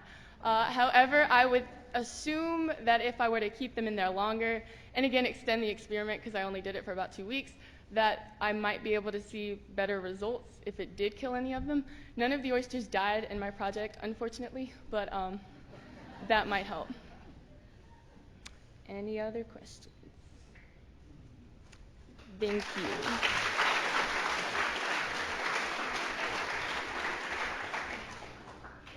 So they're going to take a little break.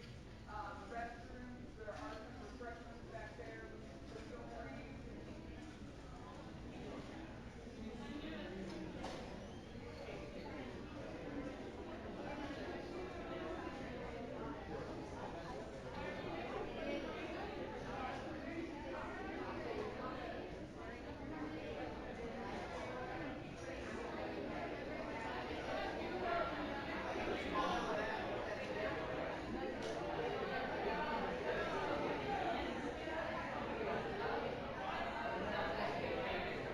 Hey, Gwen. Did you say that under Gwen, DHP, Pred, that sort of thing? Or is it some weird name like it was? It's a weird name, but I can change it. I mean, I can like work it on the computer. You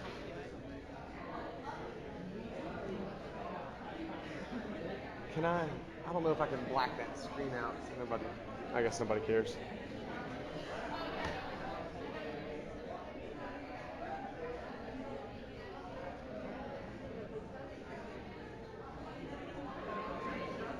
So what? We're doing pretty good.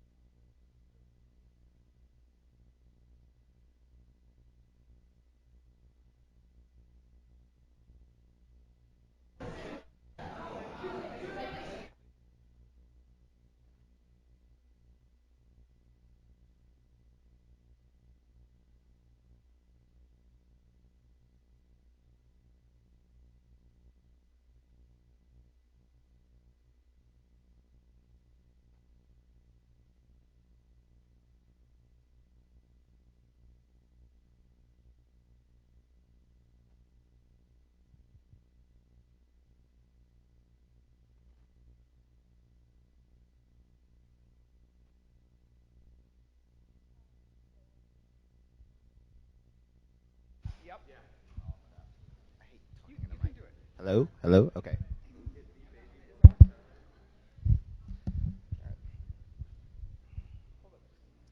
good. Take your time. I'm good. I can wait. All right, up next we have EJ, another ocean acidification project, but on a different species of bivalve that he's going to tell us about. So, good morning, everyone. My name is EJ Loria, and the title of my project is Feeling Clammy, the Effects of Ocean Acidification on Donax variabilis. And so first I wanted to go over what is ocean acidification. And OA is the uptake of carbon dioxide by our Earth's oceans into those waters. And through this process, it forms carbonate ions, which is an essential component for a variety of marine life, especially shelled animals, that need this component to build up their shells. And because of this ongoing process, it's actually very good when the carbonate ions are formed. However, as this process continues over time, bicarbonate ions are formed, essentially locking up the carbonate ions that a variety of the shelled organisms need. And over the past 200 years, as mentioned before, the ocean waters have become 30% more acidic, and that is a result of our increasing carbon footprint from anthropogenic activities or human-caused activities. And so there's a little cartoon about what could possibly happen. And as you can see, the coral reefs and a variety of other marine organisms, such as the fishes and other marine shelled organisms, are greatly affected by ocean acidification because of their the locking of the carbon ions that they need. And not just these organisms that we can see, but those that we can't see, the ones at the very bottom that are very helpful because of their primary reduction rate, which are the phytoplankton, and then the zooplankton, which eat those. And so it's not just the ones that we see on a daily basis, the ones that we love, but also the ones that a small amount of us love, the phytoplankton, the ones that we can't see, one of the major components of the oxygen that we are breathing in our everyday lives. And as I mentioned before, a variety of these animals are affected in this process, and as a result, so are we. With our various fisheries that we have, the fish eventually, population of the fish are dying off because of this drastic change in ocean acidification, and then oyster harvesting is becoming a problem in our southeastern areas. Some of it is from ocean acidification. There are other problems as well. And then tourism with our coral reefs. As you can see that there, in the future, if this trend continues, that there is a drastic decline in our reef areas. And so, like I said earlier, there's so many marine life that's affected, but the main one I want to focus on are the mollusks, and specifically the bivalves, which are mussels, clams, and oysters. And with these animals are very unique and special, and I've come to actually love them, especially the clams. And the problem with ocean acidification, as I mentioned, they need that carbonate ion to form calcium carbonate, which is the main component in their shells. And over time, and this is just a 45-day period, you can see the different deterioration in their shells over these few days. Well, these organisms that can't survive these acidified environments eventually die off because they can't repair their shells, and so they either die off or become eaten. But in contrast, there are some animals, some shelled animals, that can build up these shells, their shells, and maintain them even in the lower pH. But as a result, they spend more energy building and maintaining their shells, whereas instead of being able to put that energy towards reproduction or feeding. And my project specifically focuses on clams, or Donax variabilis, which are also called coquina clams, as you can see in this picture, they're butterfly clams, because when they're dead, they open up and their shells form a butterfly image. And they can be found all along the East Coast and all through the Gulf of Mexico, and even in some parts of the coastal Texas. And they range in a variety of colors on their bands, from blues and reds and yellow, and they're actually quite small, the adults only growing up to 15 to 25 millimeters. and they are suspension feeders, which is just a fancy way of saying that they're filter feeders, which I learned recently. And they actually feed using their siphons. They suck in the surrounding water, and they filter out all the nutrients that they need and hold that in, and then the other siphon just spits it back out. It's really cool. And I'll just keep on. They're actually found in the swash zone, or where the water meets the shore. And if you actually look when you're walking along the shoreline of the beaches, you'll see as the waves pull back, they're just right under the surface of the sand, and so they actually get uncovered. And if you watch closely, you can watch them burrow themselves back in because they become exposed. And their Donax varialis are indicator animals, meaning that they are animals that have the ability to show that a beach can sustain or become a habitat, has the ability to sustain life in the area. And my question I addressed was, would a decrease in pH result in a decrease in Donax variabilis biomass? And my hypothesis was that a decrease would result in a decrease in coquina clam biomass. And so in order to conduct this experiment, I first had to grab roughly 60 Donax variabilis, but there's probably, as you can see, this picture, maybe 120 or so. And what I did was Lori and I actually went out with another student, and it was a very tedious and slow process at first because I didn't know what I was doing.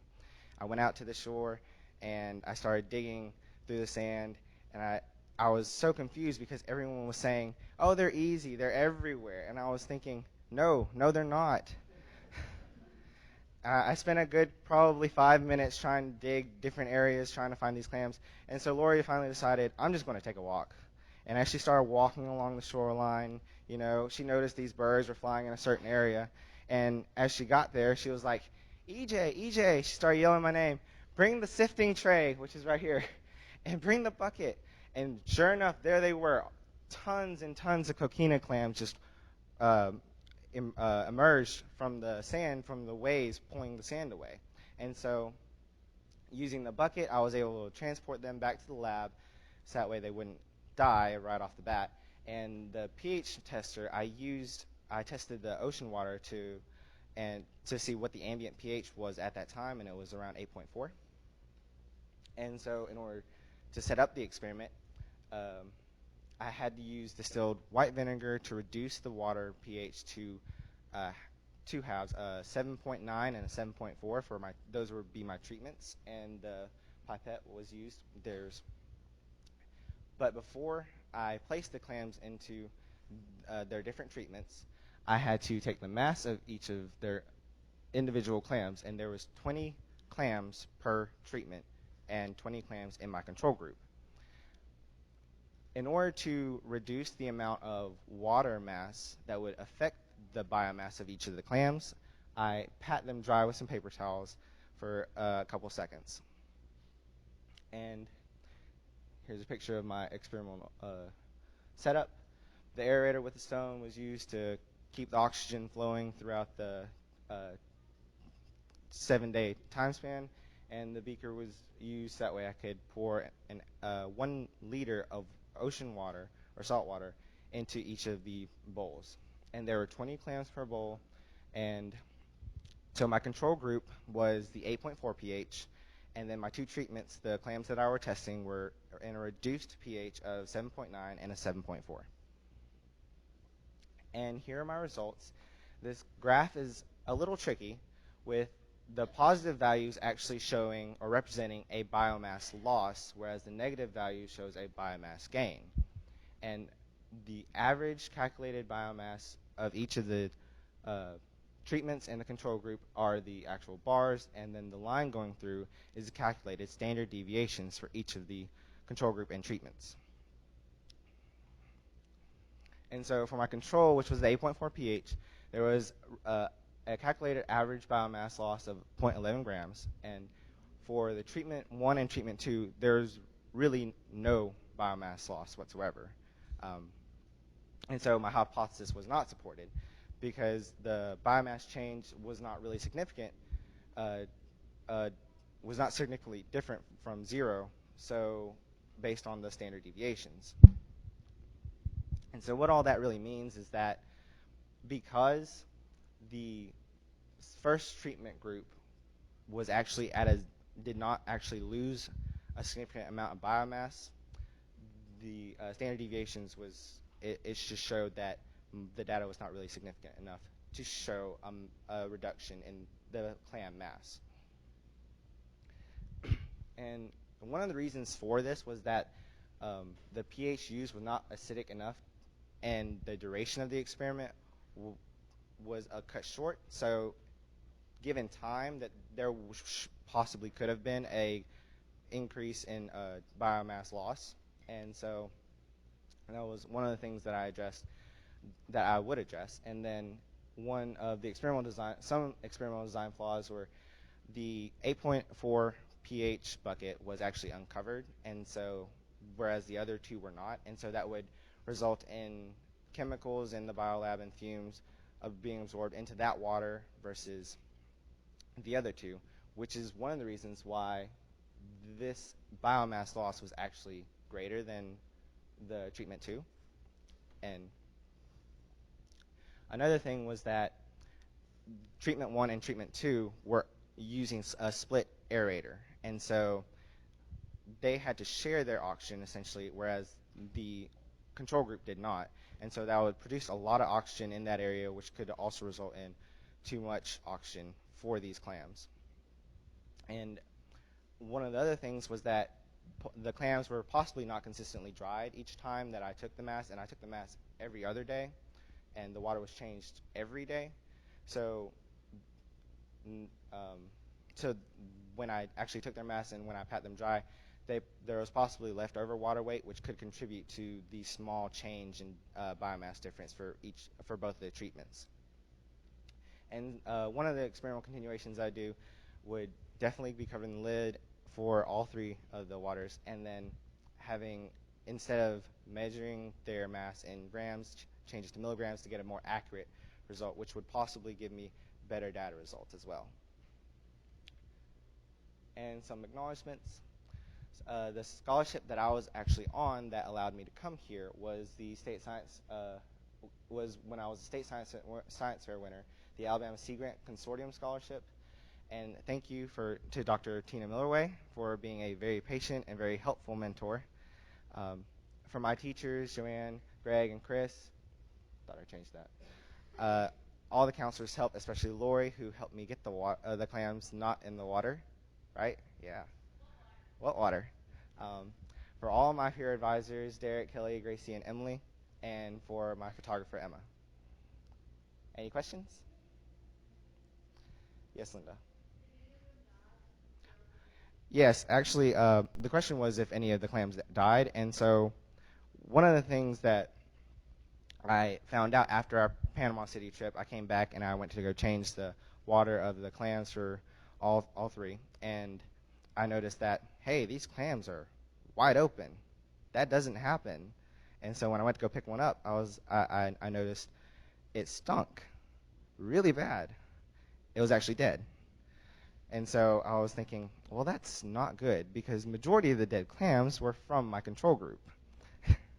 And so, yeah, there was roughly about 18 out of the 60 clams that died, majority of which were in the control group. Some were in the treatment 2.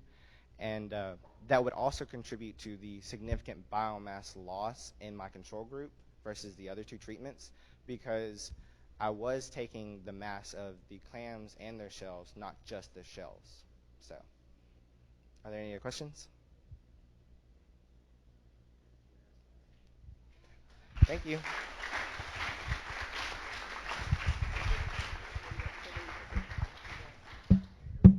Awesome. Thank you. All right, up next we have Josh.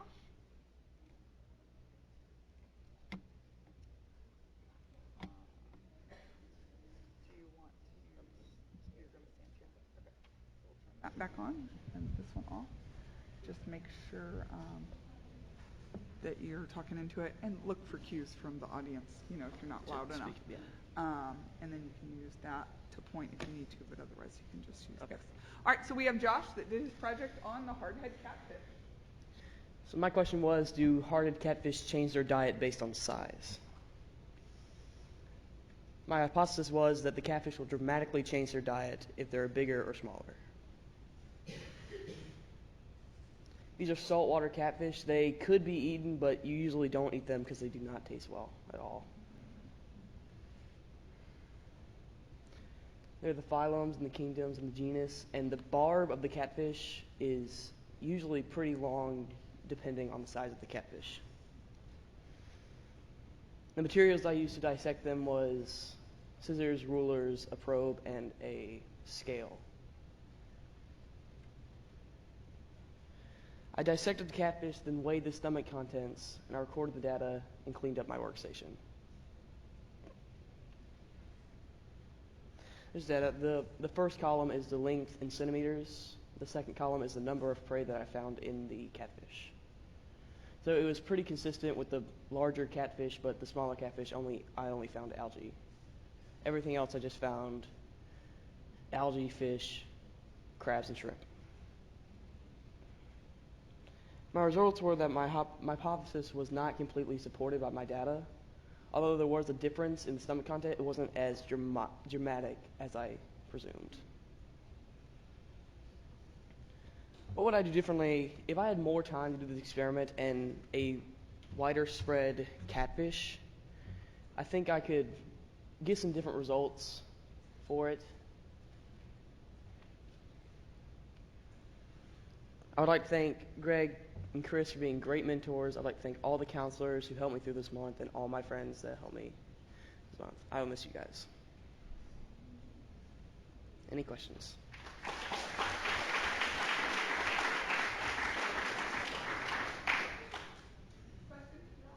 Yes, Chris. When you were dissecting the catfish and looking inside them, how did you identify what different items were in there? Because the one I saw, it was mush. So did you I was able to see, yes, I was able to see a couple crab claws. I was able to see parts of shrimp, and I saw a striped anchovy torso, and I found an entire croaker in one of them. It wasn't even fully dissected or digested. True, you can't show it to me. What do you digest it at all? Any other? Thank you. You're good. All right, up next we have Mary.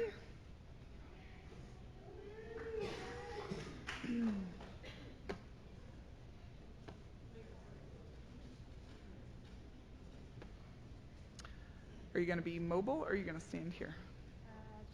Okay, make sure you're really talking to the mic and repeat questions from people at the end so we can all hear.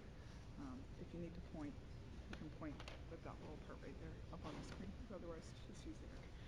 All right, this is Mary, her project on erosion.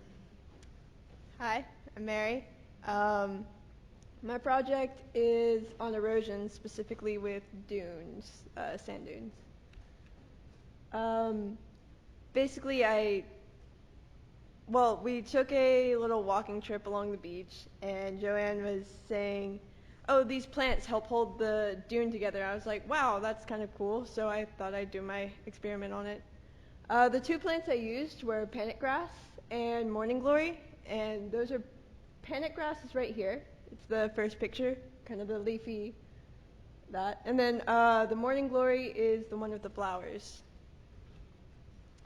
The parts of a flower. Parts of a plant. I thought I should mention this, specifically the roots, because that's what I'm doing my project on. Roots obviously help carry nutrients from the ground into the plant. There are two types of roots. So a taproot, which is the main root they put down deep into the ground, and then lateral roots, which are different sections of the taproot that help to expand the roots themselves. My question was, which plant will have the most roots by mass? It was actually pretty difficult to find a way to measure this. effectively, and mass just seemed the most reasonable at the time. And I hypothesized that panic grass would have the most roots by mass. The materials I used 3 buckets for 3 different samples, a shovel, well actually 2 shovels, a triple beam balance, scissors, and measuring tape. And this serves as my procedure slide, but basically I would go out, originally I wanted to take up the whole root system of the plant, and that didn't work out because if you don't know, what makes up these dunes, especially the primary dunes, are just plants. It's just the roots, and it's raising the sand up to a level. So what I decided to do was go back and measure a square foot of ground and take the roots from that section. And you can see the 3 different samples in the first picture of panic grass. And then the next picture is me cutting off the roots. And I also rooted around in the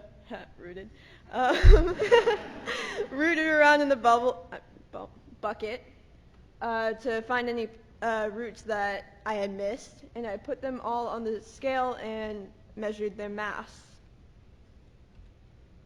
And these are my results.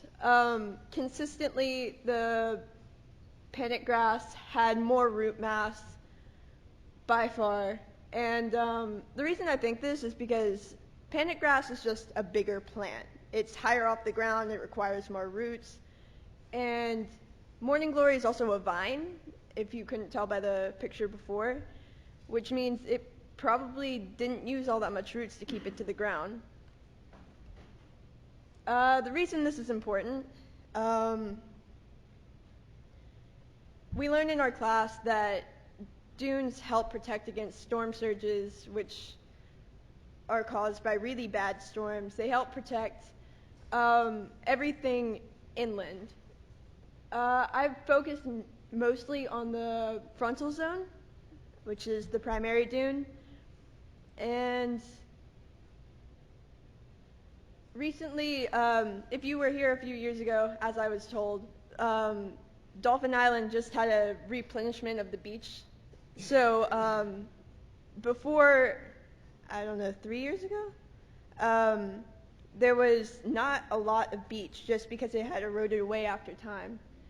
The way we can help keep that sand in place, the way it is now, is planting these plants and allowing them to grow root systems, and also not stepping on the dunes. That's a bad problem. After Hurricane Katrina, there was a restoration project in Louisiana, if I can find the picture.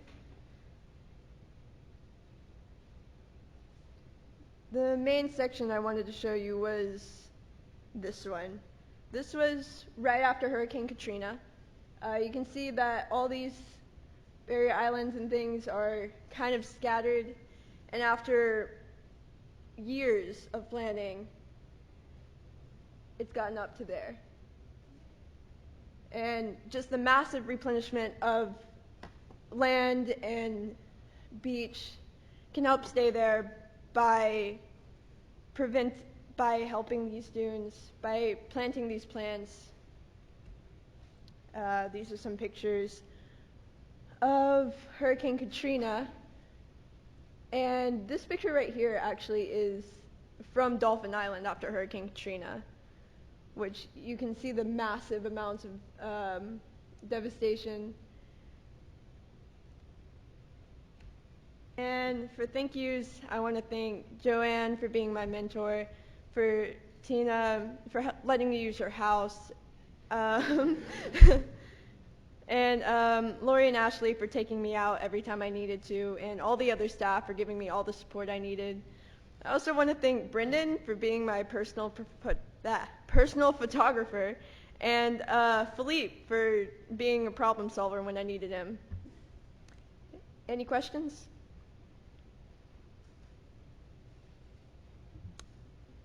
Yes?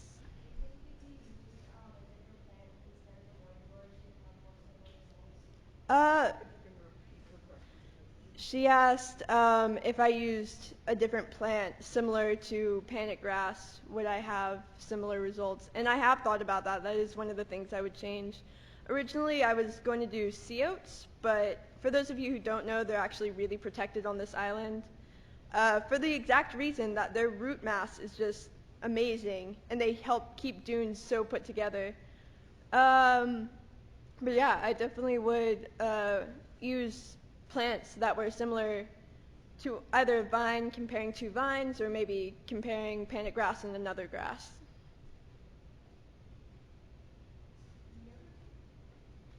Thank you.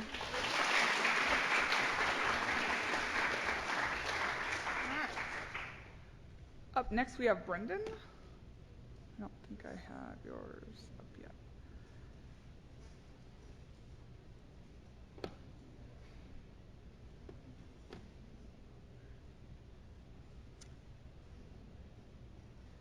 All right, so Brendan, after, some changes and things, ended up doing his project on grass shrimp. Are you gonna stand here and click? Okay, just make sure we can all hear you. Okay, so my research was on how changes in salinity will affect grass shrimp. Originally, I was going to try to use a sheep's head minnow, but that didn't work out. Now I went to another fish, that didn't work out. And then another, and that didn't work out. So finally, we settled on the grass shrimp. So my question was, could grass shrimp, Paleomontes pugio, live if it encounters a rapid spike or a rapid drop in salinity? My hypothesis was the grass shrimp will be stressed if exposed to an extreme salinity spike, but not an extreme drop in salinity. So the materials I had were 3 aquariums. I used 2 for test aquariums and 1 as a control aquarium. The 2 test aquariums were one of them I added salt to, and the other one I added fresh water. The salt I used was instant ocean salt, and to measure salinity in all 3 tanks, I used a refractometer. And I had filters in all 3 just to keep the water moving and to keep it clean. And I also used beakers to measure the water and to weigh the salt in. So the way I did it is I set up 3 aquariums, filled each of them with about 6 gallons of water so the shrimp couldn't get out, and then divided the 46 shrimp I had between the 3 tanks. And the control tank I put 16, and the 2 test tanks I put 15. So, and then I observed them once every hour for about 6 hours, and after each observation, I would raise the salinity in one tank and lower it in the other. This is a graph of the salinities. The top one is the tank I was adding salt to. There is a dip in it just because I messed up on one of the calculations, but then I got it back on track by raising it about 5 ppt, which is parts per thousand, every hour. The blue one is the control tank, and the red is the fresh tank. I'm not really sure why it went down like it did, because I added the same amount of fresh water each time I did it. And then I also, for my observations, I looked at the activity level of all the grass shrimp. In the control tank, it stayed pretty constant for the first 3 hours of being somewhat active but not very active, and then the next 3 hours there was very little activity. For the tank I was adding fresh water to, it started off with a high activity. Most of the shrimp were moving, and then it got to where all of them were moving nonstop until the last few hours. Then they kind of died down to where they were before. Then with the tank I was adding salt to, they weren't moving at all for the most part. So I also looked at how they were affected numbers-wise by the stress and adding salt and fresh water. So for the first 4 hours, everything stayed pretty constant, and then in the 5th hour, I had 1 die from stress, I think, in the tank I was adding salt to. Then into the 6th hour, 3 more of them died. So my summary is Adding the fresh water to the aquarium seemed to have made the grass shrimp more active, so didn't show very much sign of stress. And adding salt to the tanks made them less active compared to my control tank, which is a sign of stress, them becoming more lethargic. And the shrimp that were exposed to extreme spike, they started to die, but I think if I was able to do it for more than just 6 hours, I would see that they would have all died by the end of it. So, and then the ones that were exposed to extreme drop, I think that salinity was at about 13 ppt, and there was no effect to them. And my acknowledgments are Marty, Lori, and Ashley, and Danny for helping me and making things possible, getting to the marsh to get fish, even though that didn't work. Greg and Chris for being my mentors. Trish, Bree, and Benasia for helping me seine when it didn't work. And then the GIJ campers for letting me steal their shrimp. And also people I didn't put on here, my parents for making it possible for me to get down here, and my teacher, Stan Arrington, for letting me know about this. Any questions? Greg?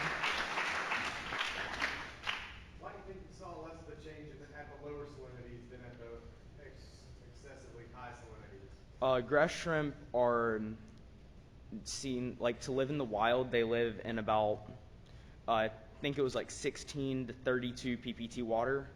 So they're more common in the less saline water, so I think it was fine. And also some of the research I found, they could live perfectly fine in 0 salinity ppt water. Any other questions?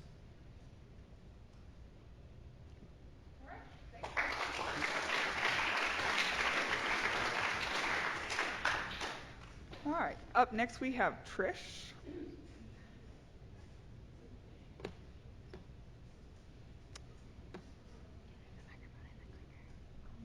Yep.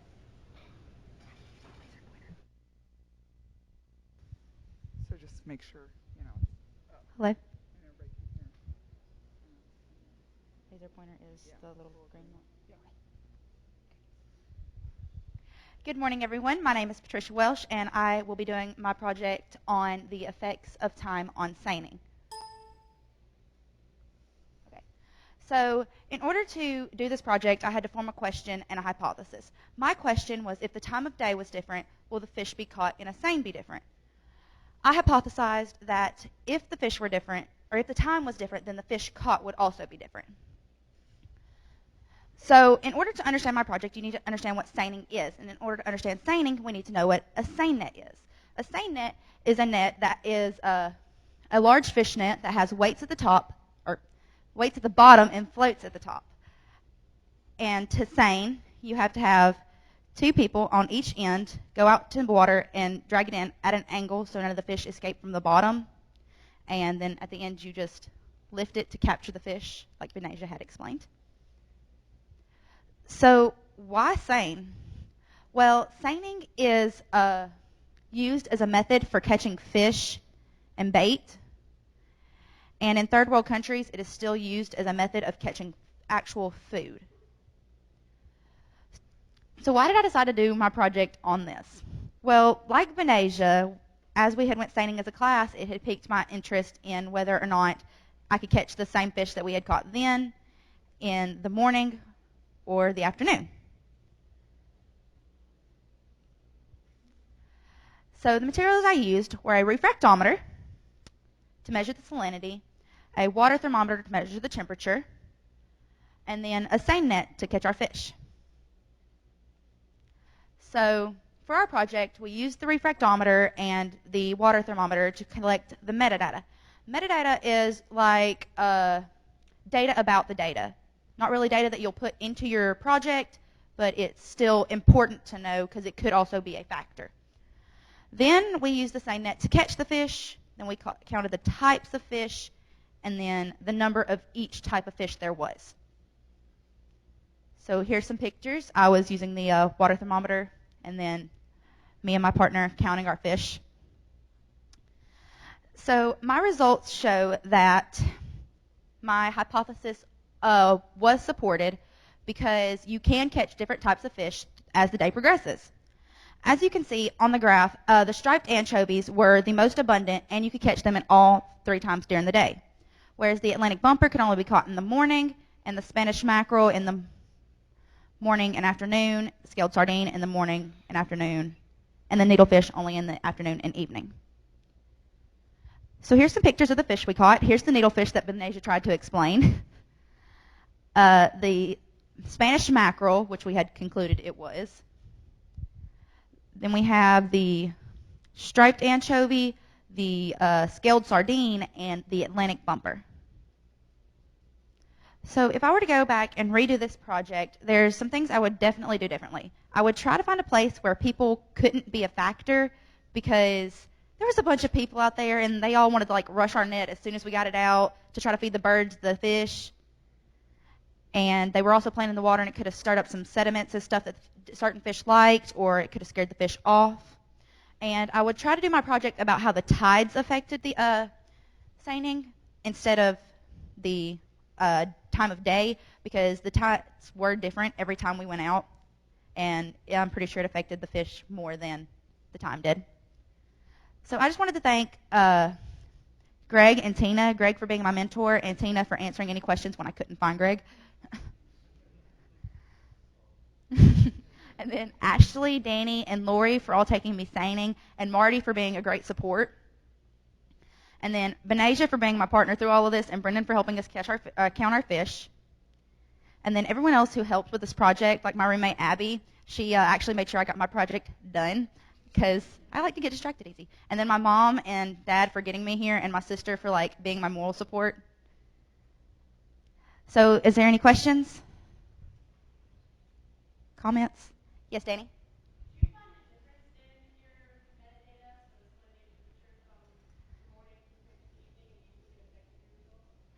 The salinity was actually quite the same. Usually it was about an average of 21 parts per thousand. And the temperature being in the shallow water, it did increase slightly from morning to afternoon, but it didn't really, I don't think it had an effect on the fish we caught. Any other questions? Yes, Greg? Why do you think over the time that we were here, the salinity didn't change that much? Because there wasn't a lot of rain. The what? There wasn't a lot of rain, so it didn't fluctuate very much, in my opinion, for that reason. Anybody else? All right, thank you.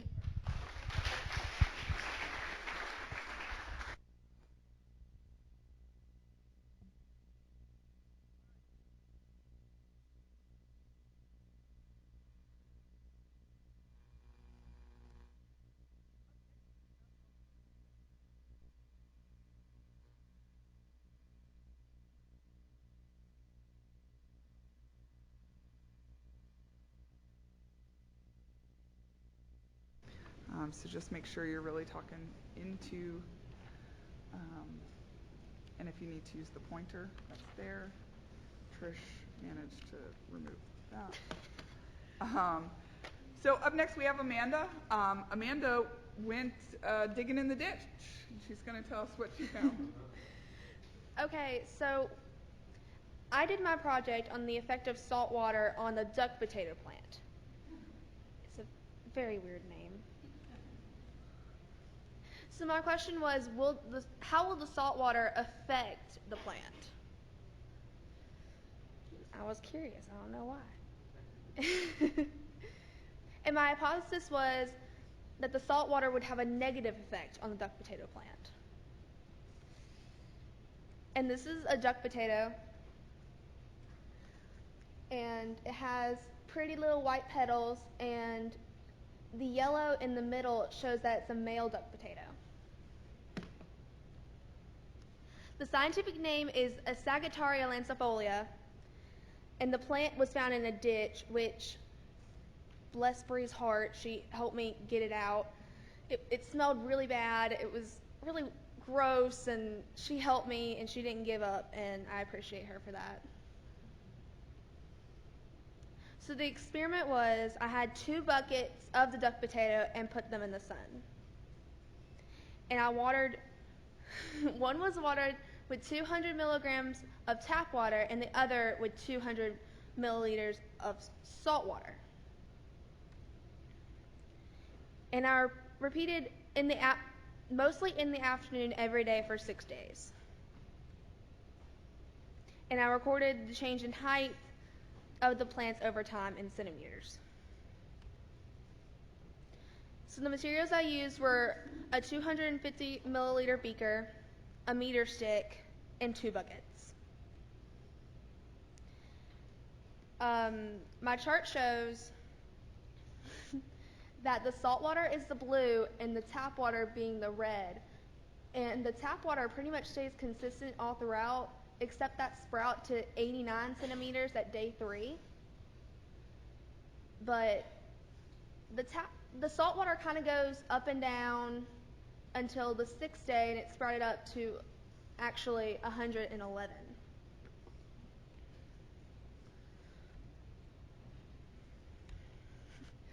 My data did not support my hypothesis. I thought that it would, make it die. What happened? But it actually helped the plant. So the salt water caused the plant to increase by 11 centimeters, and the tap water caused the plant to decrease by 5 centimeters. My conclusion? That the Sagittaria lancifolia is a salt-tolerant plant. The tap water could have had a harmful substance in it that could have not helped the plant. And some plants can actually take some amount of salt water. I found that out later. And possible changes would include extended test time. So if I was to do it again, I would do it over a longer period of time, not just 6 days. I would like to thank my advisor, Joanne, my teachers, Tina, Chris, and Greg, my counselors, Danny, Lori, Ashley, and Marty. And thank you to Trish, who helped me get this PowerPoint together and helped get my paper written, and to Bree, who helped me actually get the plants. Thank you. And my parents, who helped me get here and supported me throughout all this process. And I love you guys. And thank you for helping me out through this month. It's been really difficult for me. And I will miss you guys. And congratulations, we're done. Any questions? Yes, Linda. Sorry. So, although the plant is salt tolerant, I'm sure there is a limit to that. So, do you feel like if you had maybe saltier water, it would have affected the plant differently, whether it made it grow less or killed it? Yeah, I actually did some research, and an article said that it was not salt tolerant. So maybe if I added a little more salt to it, it would affect it more. Victoria? Why do you think the plants decreased in size? I really don't know. That's actually a really good question. I've been trying to find out that for, 5 days now. Ansley? So, I guess my question is somewhat two-part. Due to the generic term for the salt water, what was the parts per thousand, or do you know? I didn't measure that. But not only that, but also, do you know, the environment?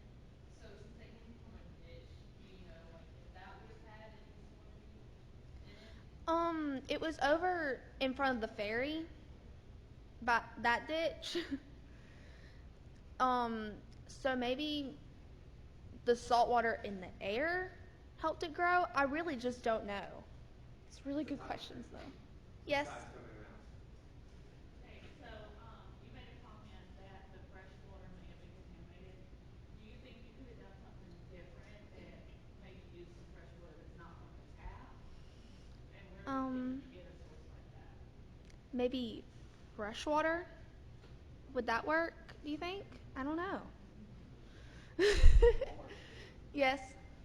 Now, my question, I heard you say that you've done a little research outside of the project. I'm just curious, what is a duck potato plant? What purpose is it I'd never heard of it until you mentioned it. I know, I didn't hear about it until I came here. I found it. We found it on the side of a ditch. Yes, Gracie? I don't, but I would like to find out. It sounds interesting. Mm-mm. It should have, though. Any other questions? We're good. Thank you.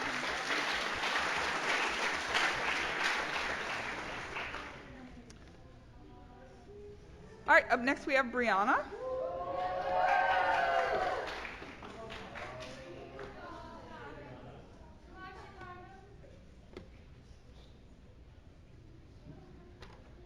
Are you going to stand here? Or are you going to walk? All right. Make sure, you can just... Oh, I just click it? Yep. Okay. And then if you need to point, you can use the pointer there. Okay. Right. All right, so we have Brianna, who did her project on copepods. Yeah. So I did my project on the effect of increasing salinity on copepod mortality. So what is Acartia tonsa? Acartia tonsa is a plankton, more specifically a copepod, and it stays a plankton its whole life because it never gets to a size or the strength where it can swim against the current. So it's taken by the tides and it's moved around by that. And it is the most abundant zooplankton in the world. And a zooplankton is a heterotrophic plankton that gets its energy by consuming other things. So this copepod consumes algae and phytoplankton to get its energy, and it is also the most abundant plankton in the Mobile Bay area. So since the Mobile Bay area is an estuary and has fluctuating salinities, I thought it would be interesting to see how that would affect them. So my question was, how will the increasing salinity affect the copepod mortality? So my answer to that question, or my hypothesis, is that if the salinity is at 35 parts per thousand, the LD50 value in Acartia tonsa will be achieved. And an LD50 value is a lethal dose where 50% of a sample dies. So what is the significance of this project? Copepods are keystone species. So if you think of a keystone on an arch, which is the middle of the top of the arch, if you pull that out, everything's going to come crashing down. So if you take these out of their environment, all of the things that depend on them are not going to have that food source anymore. So the ecosystem will crash.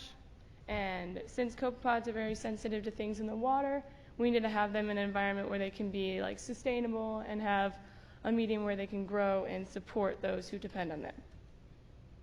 So the materials I used were a bucket and a sieve to separate the copepods from the water. So I took a bucket, I skimmed the top of the surface of the water where they are, and I sifted it through the sieve in order to condense them into a smaller water. And then I used a refractometer to determine the salinity of each of the samples. I used mason jars to put the copepods in, and air stones to give them oxygen so that they would live. And my method is sifting water. So like I said before, taking the water, putting it through the sieve to take out the plankton from a lot of the water, and then filtering the water once we got in the lab was to take out the copepods so that I can count them under the microscope to see which ones had been alive and which ones were dead. So this was my project setup. I had a control, and at the dock where I got the water, the refractometer told me that the salinity was at 25 parts per thousand, so I just used that as my control, and then I put instant ocean salt in to increase the salinity to 30 and 35 and 40 parts per thousand. And in each of the beakers, there was about 100 copepods.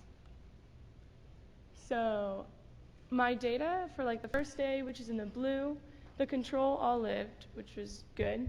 And then 30 and 35 parts per thousand were about a little under half that just died. And the 40 parts per thousand, I wasn't expecting this at all. They lived actually the most except for the control. And then in day 2 and 3, there was a steady increase in mortality rates from the control, 30 and 35 parts per thousand. But yet again, in the 40 parts per thousand sample, it was way lower, and a lot of them had survived. So this data does not support my hypothesis because I assumed that at 35 parts per thousand, the LD50 value would be reached, but as you can see, a lot more than 50% had died. So the actual LD50 value was the 30 parts per thousand. because each day about half of them died. So I would like to thank Joanne as my mentor for helping me through this, and Lori for taking me down to the dock, and all the people who helped me tediously get those copepods into the jars and all that jazz. And then my parents for allowing me to be here, and everybody else for making this possible. So, any questions? Emma. If I could, yeah. If I could do this project, she asked what would you do if I could do this project again? If I could do this project again, I would definitely extend the time frame of what I did. I only studied them for 3 days, and I only counted them once a day. So I would probably extend it to like a week or maybe more and count them twice a day so that I can get more accurate information of like at what salinity do they actually die, and maybe get a closer time frame of like when, like the specific time of when they actually died due to the salinity. Linda. Why do you think the 40 parts per thousand was so different than the 30 and 35? Yeah, so that was a big question for me that really kind of threw me off. But I think there was a lot of different factors that could have affected it, because I know copepods are so tiny and they're so fragile. So like when you filter the water, if you pour it too fast, some of them could die. So maybe if I next time filter the water slowly so that that wouldn't have an effect. And also, like, I think Philippe was talking about how you take a certain amount and then you count how many copepods were in it, and you assume that the rest of that, like 50 milliliters, I counted 18 copepods were in it. So then I assumed that every 50 milliliters had 18 copepods. But if I didn't mix it up and put it in to my experiment, like mixed up, then I wouldn't have that exact theoretical 18 copepods. So that could have led to the decrease in the numbers that were seen. Victoria. Do you think that your copepods might have had too much like oxygen, like someone else whose control died, and that's why you got your control died also? Like if I had too much oxygen? It was just like too strong of oxygen for them? Yeah, that may have been a factor. I don't know. I'd probably have to decide, like do a different experiment to see if the levels of oxygen actually affect their mortality rates, because that would be a good thing to like look into.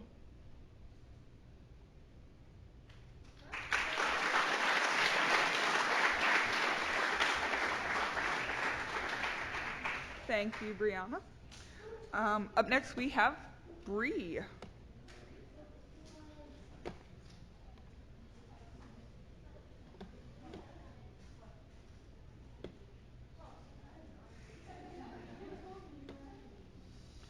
Are you going to stand here? Probably not. Probably not. So, that, and just make sure we can really hear you. Okay. And then you can use that. Okay. To click your way forward, right? And then point. Okay. Hopefully don't mess this thing up or break it. You're fine. So we have Bree, and she looked into salt marsh plants.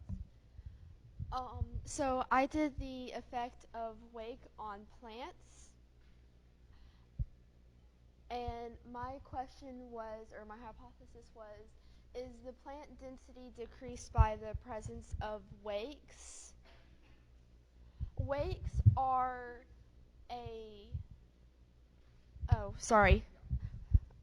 not used to microphones. Do I need to go back? Okay. Wakes are normally put off by boats, but it can be like other things like water skis or different motorized vehicles on the water, and they will affect the plants by hitting up against the roots, and the energy just it moves it. And why is the effect of wakes important? It is important because of how the plants grow, because they are very important to the ecosystems. They provide habitats, and they provide protection and food. What I did was I used a 1/2 meter quadrat and a measuring tape. I don't actually have a picture of the measuring tape roll, but oh nope, wrong button.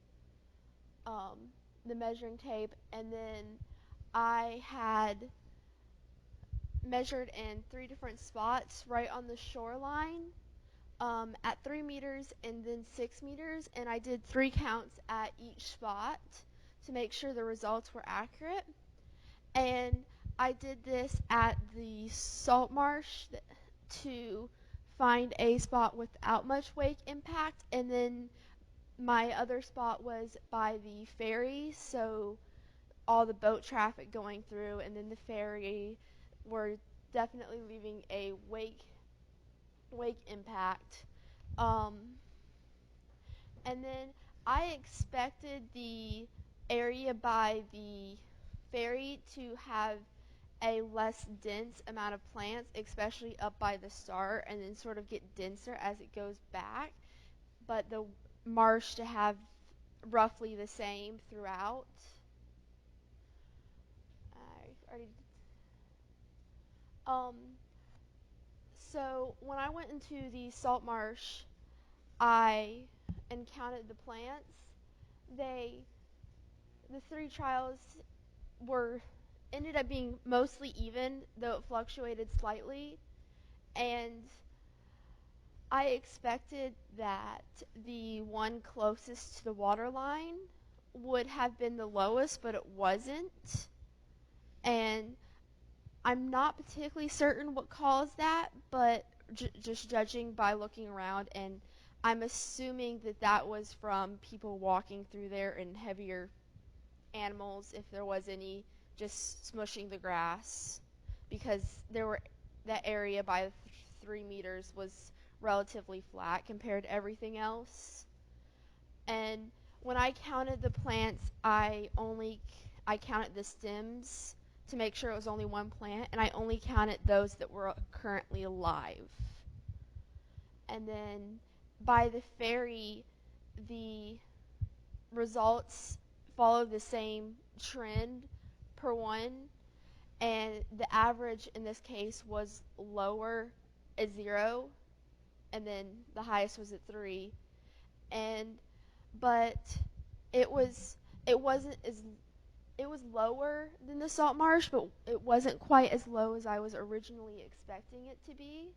And at 3 meters, the ferry was actually higher than the plants at the salt marsh. And I think that was because of the fact they had like concrete pyramids that would help block the wake. And so the wake didn't have as strong of an impact as it would have had the concrete pyramids not been there. And then overall, my data didn't exactly support my hypothesis. It did, but not to the degree I was expecting it. And then, as I mentioned before, the 3 meters was lower at the salt marsh than it was at the ferry, and that threw it off.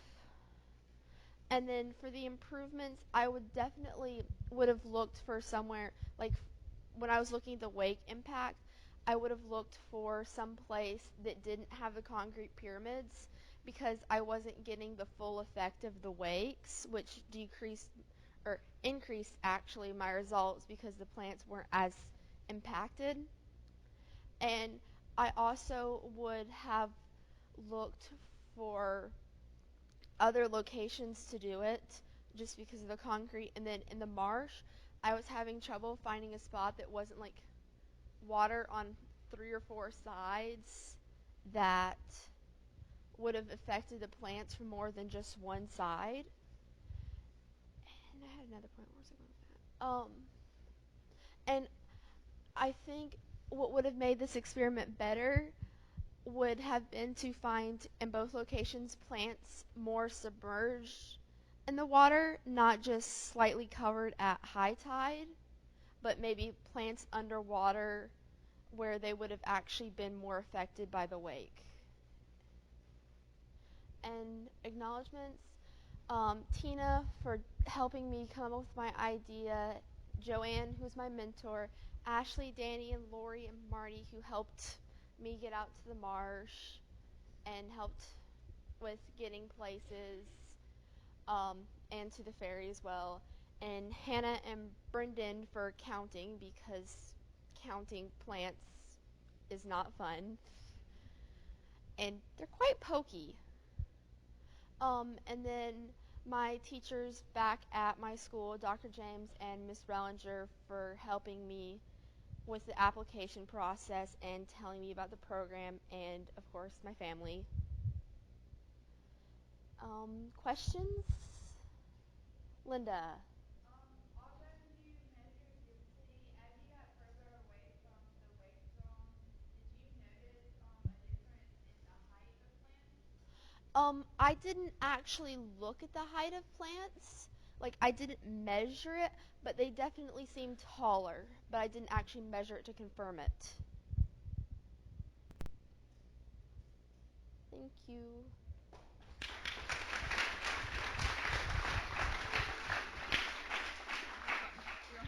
Okay. Yep. Thank you, Bree. Wonderful. Thanks.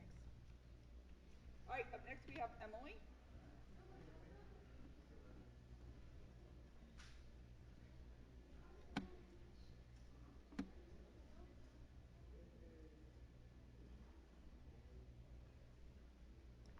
All right.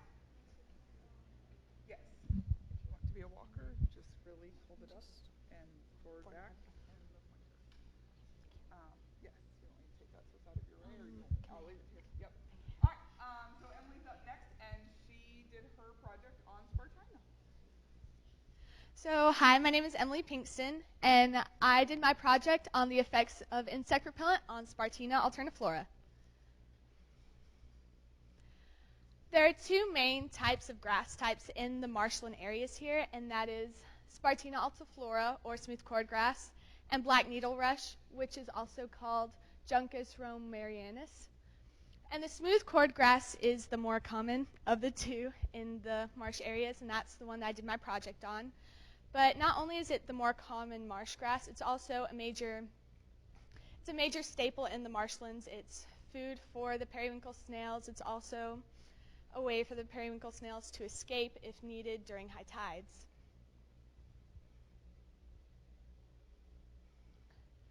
Insect repellent is a common household item. It prevents the insects from biting the user. It contains the chemical DEET, which is of the toluene chemical family, and the higher the concentration, the longer it will be in effect. Some people think that the higher the DEET concentration is, the more effective it will be, but that's not the case. It's more of the longevity of its effectiveness. It also has harmful effects, however. There have been reports of hives, skin redness, and irritation, and in more severe cases, there has been blistering, burning, and permanent scars of the skin. So how do these two tie in? Well, the DEET in the insect repellent gets broken down by microbes. This includes bacteria and fungi. And it sticks to the soil, which prohibits the plant's ability to fully take in nutrients, take in water. And DEET has been found in runoff and wastewater, which is, of course, not really what we want in our runoff and wastewater. So my problem was, does insect repellent inhibit a plant's ability to grow based on the amount of bug spray applied? And my hypothesis was that if varied amounts of bug spray were applied to the plants, that the plants with more bug spray applied would have less growth than the plants that didn't have bug spray or had little bug spray applied. These are my materials. They include a 5-gallon bucket, a meter stick, the smooth cord grass, scissors, bug spray, and a shovel. So as a class, we all went to the marshlands, and with the help of Gracie and Kelly, I was able to get 8 stalks per bucket, and I had 4 separate buckets. I brought back the buckets to the lab and put them in sunlight so that they could get the same amount of sunlight that they would have if they were in the marsh. And I labeled them. The first bucket was my control with 0 bug spray. My second bucket was labeled 1 spray for 1 spray bug spray applied. My second bucket for 2 sprays of bug spray applied, and my fourth bucket for 3 amounts of bug spray applied. So I measured the 3 random stalks from each bucket and marked them. So I took their initial height, and I also chose a leaf from each of the 3 stalks and made a 304.8 millimeter incision for each leaf. The stalks and leaves were measured every other day for 10 days, and the plants were sprayed every day according to their label for the amount of bug spray. This is the growth and length of the smooth cordgrass leaves in millimeters. And as you can see, the control actually had the least amount of growth, and the bucket with 3 sprays of bug spray actually had the most amount of growth. This is the growth and height of the smooth cordgrass stalks. And again, the control actually was pretty much stayed constant, but the 1 spray and 2 spray buckets had a sharp increase over the course of 2 days, and then a sharp decline in growth. However, because there were 8 stalks in each bucket, after the course of 10 days, I counted the number of considered healthy stalks, and healthy was considered to have no amounts of yellowing, browning, brittle leaves, or anything dried. And the control had the most amount of healthy stalks, and the bucket with 3 sprays had the least amount of healthy stalks, only having 2 compared to the 6 in the control bucket. So my experiment demonstrated how bug spray affects the growth of smooth cordgrass. And the largest amount of insect repellent affected the health of the stalks, but not the plant's ability to grow. So my hypothesis was partially supported in that it did affect the plants, but not quite in the way that I suspected it would. If I were to redo this experiment, I would have done multiple plant types instead of just the smooth cordgrass to see how it would affect different plants. And I also would have seen how it would have been done in its habitat, see if it would have dried up as much because it wasn't in its natural area. This project is such an important, it's so important just because the marshlands are major areas for plant life, animal life, and without the marsh grass, because it's kind of the basis of a lot of the animals' habitat and its food chain, the marsh grass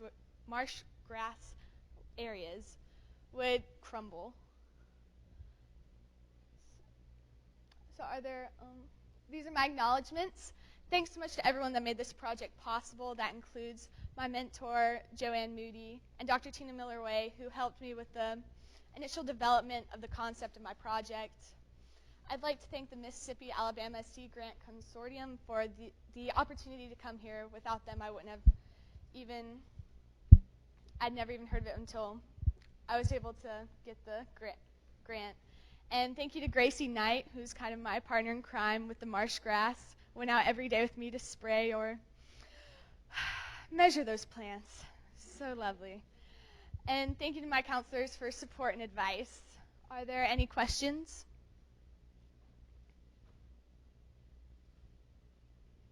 Trish?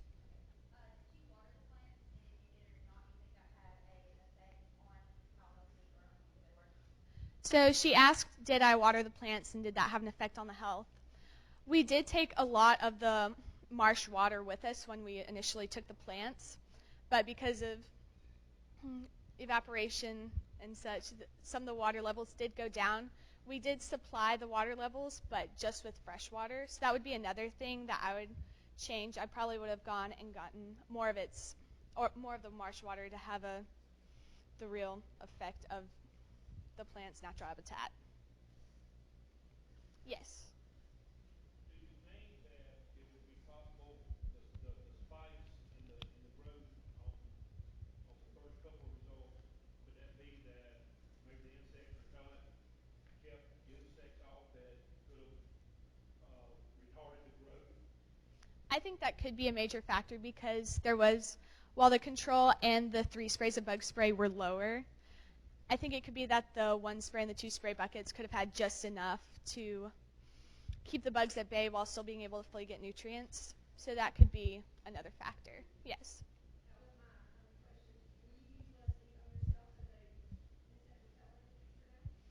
Well, the bug spray I used only had a 15% DEET supply. So I would say I wouldn't go 70% or anything, but most bug sprays do have 15 to 40%. But a lot of the things a lot of people are doing, because this is an issue, is coming up with organic bug sprays as a different type. Any other questions? Thank you. Oh. I'm sorry, you had one. How would it apply? Well, because it is in runoff and wastewater, it would come to the marshlands. But also, I know when our class went to the marshlands, there was tons of bug spray being applied before we entered into the mud and the water and the plants. So that could be another part of it. Okay. Thank you. Very good. Thank you.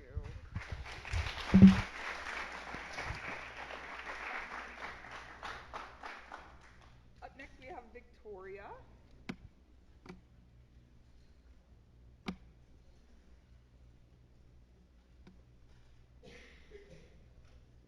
Are you going to walk? Or are you going to stand here? All right. Let me turn this one off. And just make sure we can actually hear you. Yeah, and you can just use the, and not to point. Okay. All right, so we have Victoria, who also went into the salt marsh. Yeah. So I selected how the pollution of oil will affect our salt marshes.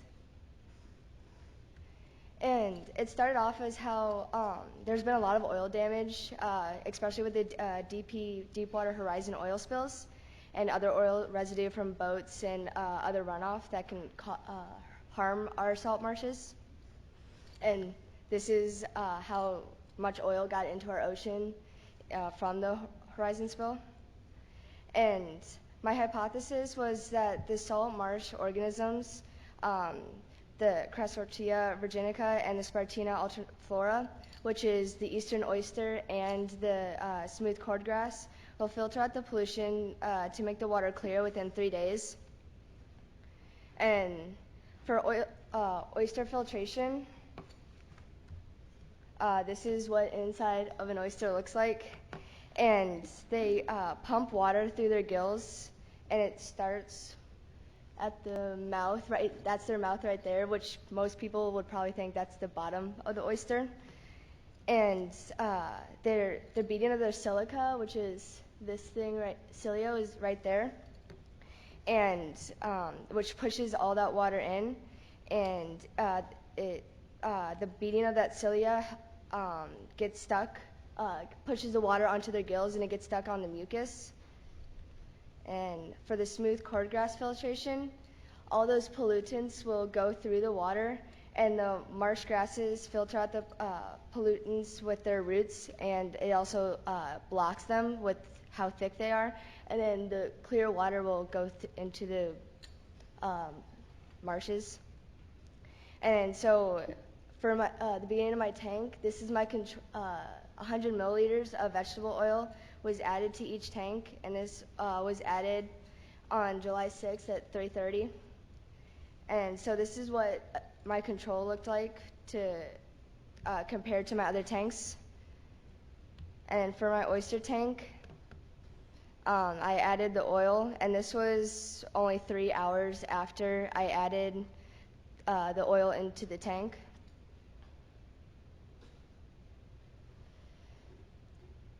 So you can see that it does look like there's oil that has been filtered out from the tank.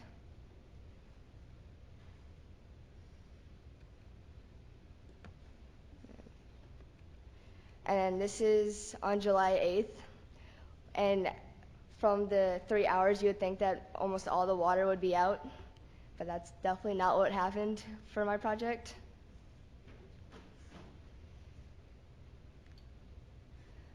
protein started building up and the oil started to get hard and crystallize. And you see it's like super foamy.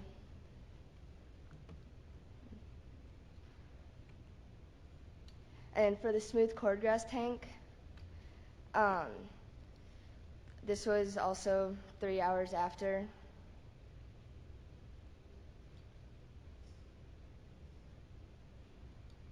There was a lot of air bubbles in the oil, and it was dispersed evenly over the grass.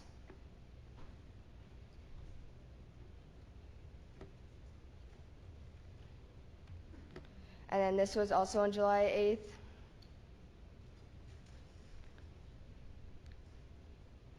The oil was also crystallized on this one and it was hardened. But there wasn't as much protein as the one in the oyster tank. And then I had a mixture tank of both the grass and the oysters. And this was on Wednesday when it started out. And as you can see, there was oil blocked by the grass, and then there's oil just dispersed all over the oysters.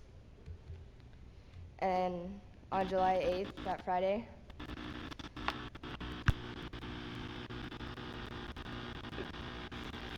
most of the oil was crystallized, and there wasn't as much foam, but it was still, as you can see there, it was like hardened.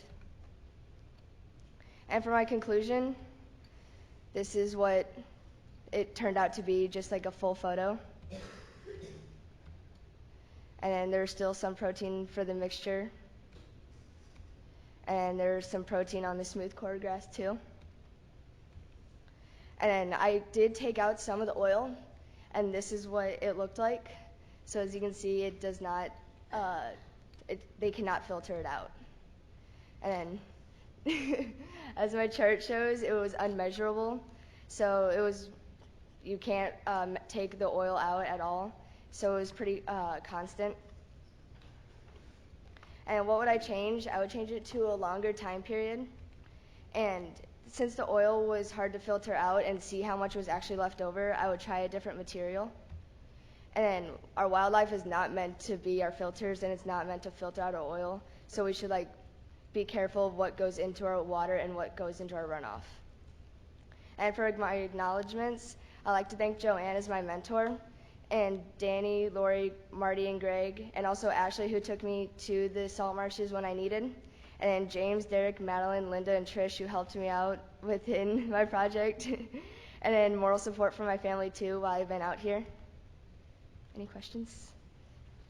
Ainsley? So, like the common oil that was being used in other projects was motor oil and Mhm. so why did you choose vegetable oil? I used vegetable oil because I didn't want to actually kill them to see how quickly it would kill them. I wanted to see if they were filtering it out, and since they're both a little similar, it would be easier to see that. Greg? What do you think the slick on the top of the water, whether it's vegetable oil or motor oil or whatever, what do you think that could have an effect on in a marsh or in an oyster reef? What do you think that might account for?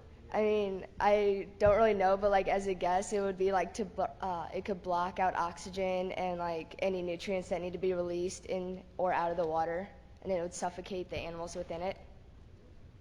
Why do you think the oil crystallizes? Don't know. Any other questions? Thank you.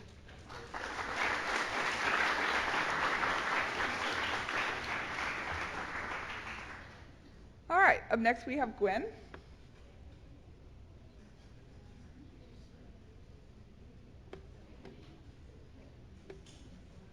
Are you going to walk or stand here?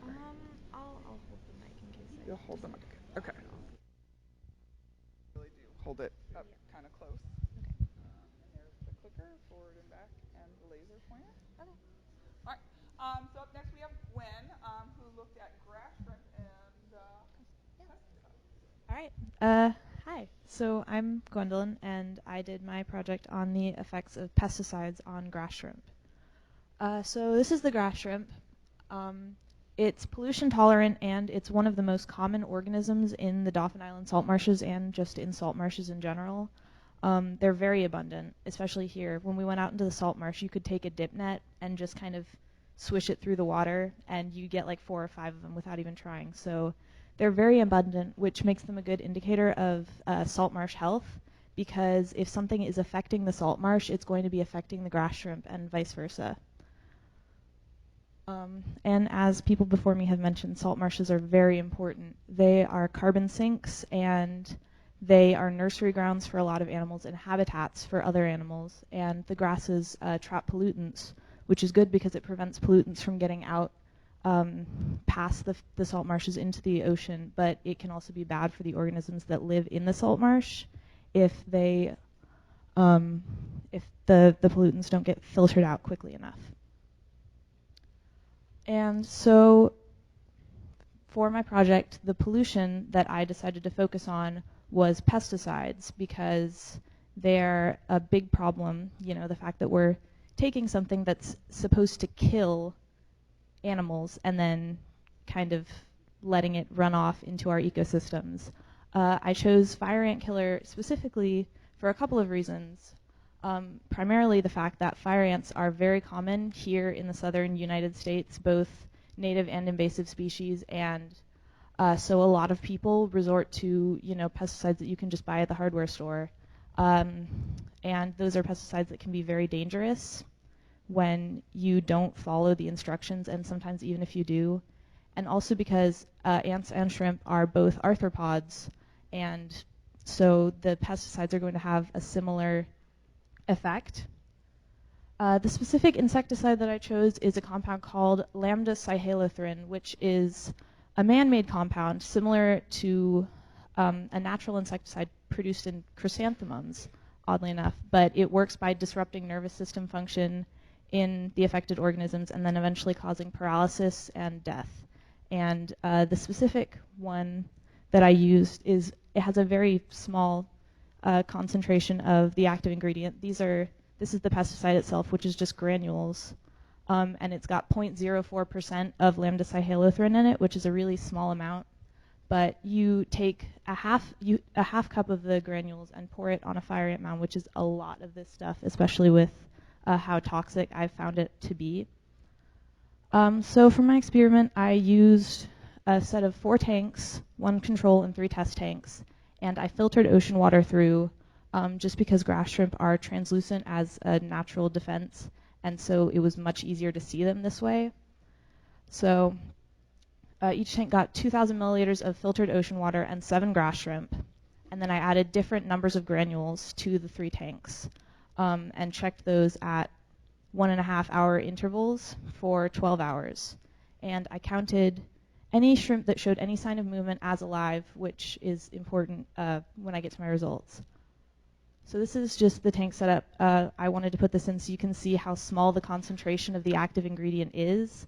The top 2 test tanks, it's not even a milligram of the active ingredient in the water, and then group 3 is just over a milligram. So it's a very, very small concentration in 2,000 milliliters of water. And these are my results. The line at the bottom is the control, so as you can see, none of my control shrimp died, which was very handy. And I had originally thought that the increasing concentration of the pesticide would kill the shrimp off faster. And eventually that is what happened, but at the beginning I actually had the opposite of that happen. So group 1, which is the orange line up at the top, that was the fastest die-off that I had at the beginning. And then group 3, which had 20 granules in it, was actually the lowest death rate up until the very end when it spiked up a lot. And when I say death rate, I mean actually dead, because lambda cyhalothrin works by paralyzing and then killing the affected organisms. So throughout the trial, there were shrimp that I could see in the tank that were paralyzed. So the progression of the toxin in their systems, as far as I could see, was that shrimp that were affected at first would get very energetic. They would sort of swim in circles around the tank, which didn't didn't look unusual, but when compared with the control, you could see that the shrimp in the control weren't doing that at all, which means that it was an unusual behavior for them. And eventually they would sort of sink to the bottom and lay on their back or side with no movement except for their pleopods, which are their swimming legs, which would kind of just be waving like endlessly, and they would just sort of sit there like that and eventually die. And I did count those as alive, despite the fact that if they were out in the wild, they would probably be eaten in that stage, because I wanted to show the actual rate of death. So despite the fact that the smaller concentration started out with a faster death rate, it did eventually sort of right itself. So you can see that group 3, which had the highest concentration, that was the group that reached 100% mortality first. And then group 2 reached 100% mortality an hour and a half later. And then group 1 was a little bit weird. I had an outlier, which I'm going to talk about in a second. So that's just a basic overview of my results. And I did have a few possible sources of error. One is that only one trial was run. Despite the fact that I had 7 shrimp in each jar, it still could have had effects that I didn't pick up on. So doing multiple trials with the same concentrations probably would have given me better results. And again, like I mentioned, I counted the shrimp as alive even when they were partially paralyzed and you could only see their pleopods moving. Despite the fact that in the wild they probably would have been eaten by something during that stage. And I have one outlier, which is pictured there. I had a shrimp that for some reason survived almost 36 hours, despite the fact that all of the other shrimp were dead within the first 8 or 9 hours. So I'm not really sure why, and I was really interested in it, but I'm not sure. It's difficult to pin it down, especially with an organism as small as that. You can't do a necropsy on it or something like that. So if I were to do this again, I would definitely want to watch for outliers like this, just sort of to see if there might be some reason behind it.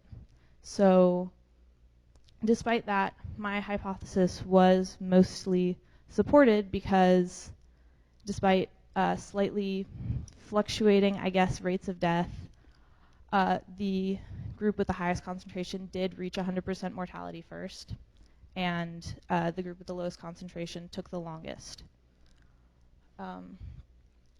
So, like I said, group 3 reached 100% mortality first, and it also had the highest death rate within a 1.5 hour period, which was towards the beginning. I had more than half of the shrimp in that tank die very quickly.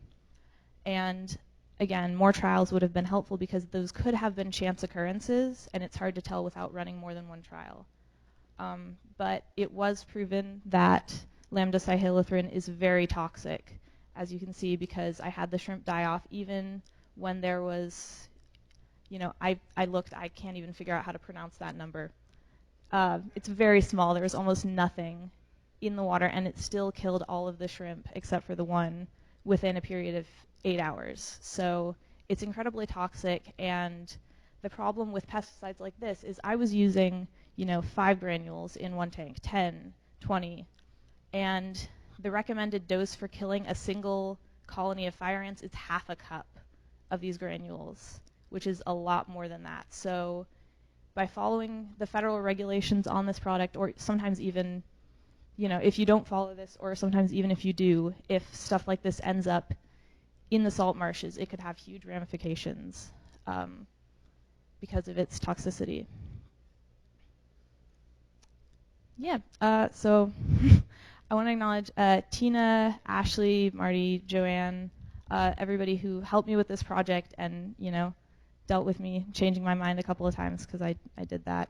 And also Hannah for helping me set up the trial and just generally supporting me. And James for letting me kill his shrimp. Thanks, James. And then my family, because I wouldn't be here without them. All right. Questions?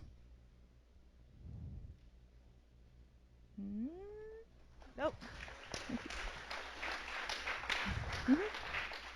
Yes. Yeah, I kind of didn't expect him to, because I I had run the trowel for 12 hours, and I was like, okay, this one shrimp is still kind of kicking around. I don't really know what to do. It's like 10:30. I want to go to sleep. So I kind of left him in discovery, and I was expecting him to be dead. But I came in the next morning, and he was doing fine. He actually was behaving pretty normally, which was surprising. He wasn't really displaying any weird behavior, so I kind of took pity on him, and I put him in some fresh water, and I gave him something to eat. And he survived for the rest of the day, and then sometime during that night he died, and I'm not actually sure why. It could have been for any other reason. Hmm?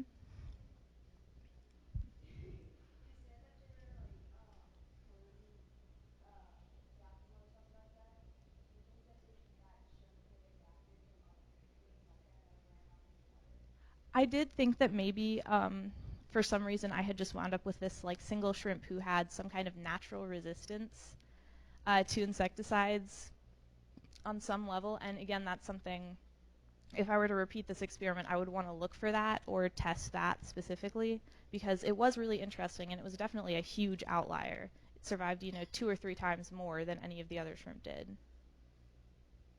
Yep. So how do we get the government to make something that's not as toxic to them? I'm deadly allergic to ants.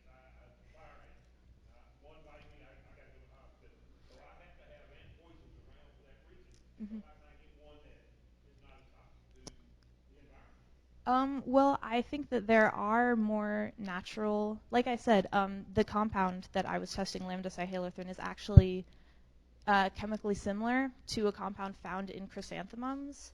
And I think that I'm not positive on this, but we've had to deal with fire ants, and I think you can use like boiling water to kill them, treatments with like boiling water, stuff like that aren't as harmful to the environment. Oh, yes.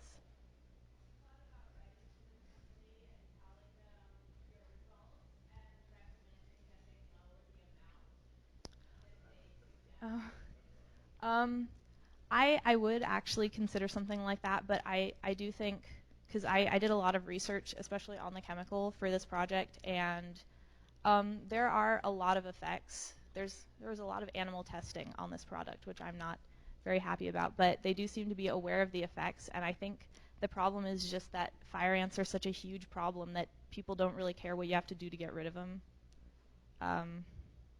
And as I showed, even in tiny, tiny concentrations, this stuff is pretty bad. So I'm not sure reducing the concentration of the active ingredient in the insecticide would actually have too much of an impact. All right. Cool. Excellent. Thank you. Now I'm allergic to chrysanthemums, so I'd just be in all sorts of trouble. All right, up next we have Gracie.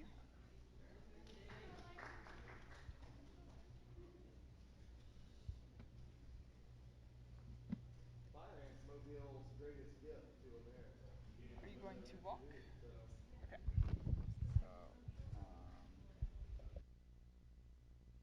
I think that red means that it's dying or it's dead.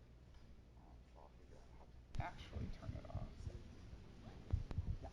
Is that the laser? Forward and back and the laser. Yep. Cool. All right. Okay. Hi, I am Gracie Knight, and I did my project on the effects of boat oil on Spartina alterniflora growth. And a lot of this is going to be repeated because mine and Emily's project was extremely similar, and Victoria already talked about like the oil spills and stuff like that. So Spartina alterniflora's common name is smooth cordgrass, and it is one of the most common species of marsh grasses, along with black needle rush. And it's really important because it's a soil stabilizer, and like a lot of the other dune plants and marsh plants, it protects against hurricanes and bad weather and stuff like that. And so what kind of got this project rolling was we did like a collaboration session in one of our classes, and like the teachers handed out a bunch of notes with papers on them, or a bunch of papers with notes on them that had project ideas. And so one of them was that, and so it kind of got me thinking, because I don't live down here, I'm up in North Alabama, and so everything we heard about like the Deepwater Horizon oil spill was about, the ocean water. And I'd never heard anything about marshes, and I had no idea what went on in marshes or anything like that. So it was kind of neat to go through it and figure out for myself, what kind of results I got. So the big question that I asked was, how does boat oil affect the growth rate of Spartina alterniflora? And my hypothesis was that different amounts of applied boat oil will have a negative effect on the growth rates of smooth cordgrass, which didn't actually work out the way I'd planned.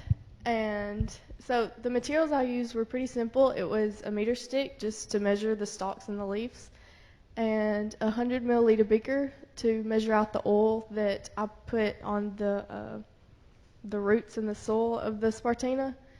And we used scissors to cut notches in the leaves to measure them as a reference point. And we had 4 5-gallon buckets with 4 Spartina samples in each one of them. So we went to the marsh one day as a class, and while we were there, it was not the trip that Chris took us on where we were neck deep in mud. We were actually only ankle deep. So we collected all of our Spartina samples that day, and we had hordes of buckets that were used. And so we took them back, and the next day we took our initial measurements, where you can see in the top picture where the notch was cut out as the reference point for measuring. And I labeled my samples A, B, C, and D. And A was the control, which had 0 milliliters of oil, and B had 25 milliliters of oil, C had 50, and D had 100. And so then after that, we went back every other day and measured them. We measured the stalk height and the leaf height. And so that is the leaf height growth of the plants. And as you can see, it's kind of all over the place. And where sample B drops really low was because to get this data, I took the average of the difference of the plants. And so the drop was because we even measured the plants that had died. And so y'all know when a plant dies, it shrivels up somewhat. So when it had shriveled, it kind of shrunk a little bit. And so then you just see where it doesn't affect it that much, because the purple line is the A and all the others are around there. And this is the stalk height growth, and it's the same thing. It just didn't really, the sample C shot up really high, but the other ones kind of stayed within the control, so it doesn't show that much of a change. And after, as like an extra thing, I counted the numbers of like unhealthy and healthy stalks, and the way that we decided which one was healthy and unhealthy was just if it was green and it looked pretty. And then the ones that were unhealthy were browning, or you could tell they would die, really soon.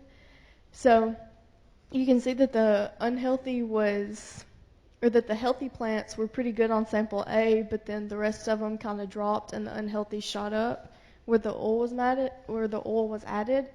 But something that was surprising was that at sample B and C, it starts to grow, and then sample D, they all drop again. And so my conclusion is that over the time period that we had to work with this, 10 days is not enough to measure plant growth accurately.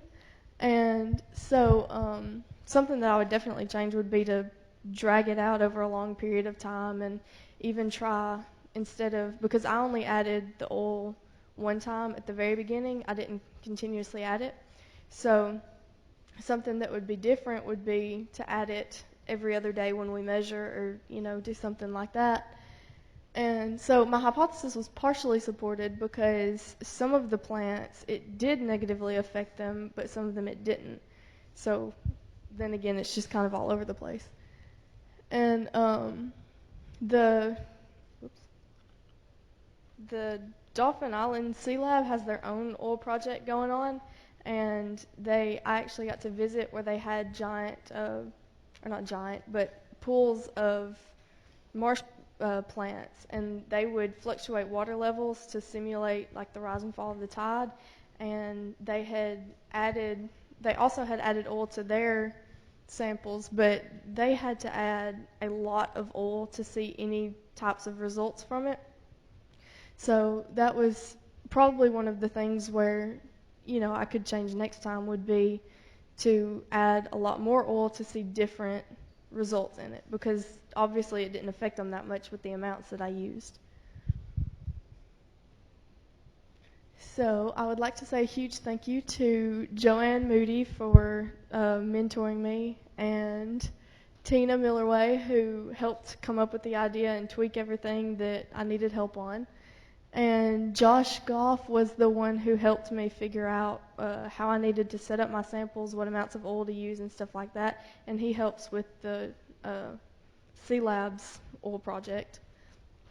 And our counselors, Marty, Ashley, Lori, and Danny, because they would go with us to the marsh whenever we needed it, or, just be there for support when we needed it.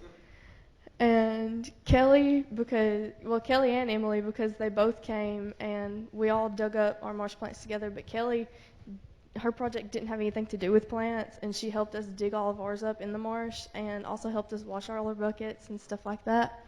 And definitely Emily, because we were side by side the entire week that we did our project, because it was very similar. And so I really appreciate all of the help that these people gave me. So, any questions? Yes, sir. If you would have started, say, grown your own plants, and I understand there was a time frame, but plants that had not been subjected to Deepwater Horizon and the boat oil and stuff, like, it's never been subjected to the oil, and then done it, do you think there would have been a different result? I think so, also depending on the amount of oil that I used, but I feel like since we looked for the healthy plants, because we actually took them out of the middle of the grass beds instead of like the outside, so that we would for sure get, nice healthy looking plants. So I think that if we would have just started growing them in the oil, that it definitely would have had a factor just for the nutrients and stuff like that. Any more? What'd you use for soil? We dug up the. Also get marsh mud. Yes, sir. Use it. Okay. Yep. Any more? Okay. Wonderful. Thank you. All right, up next we have Ansley.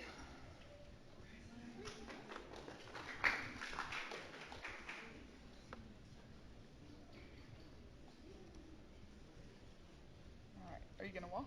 You want this one? Sure. Okay. There's that. Forward and back and pointer.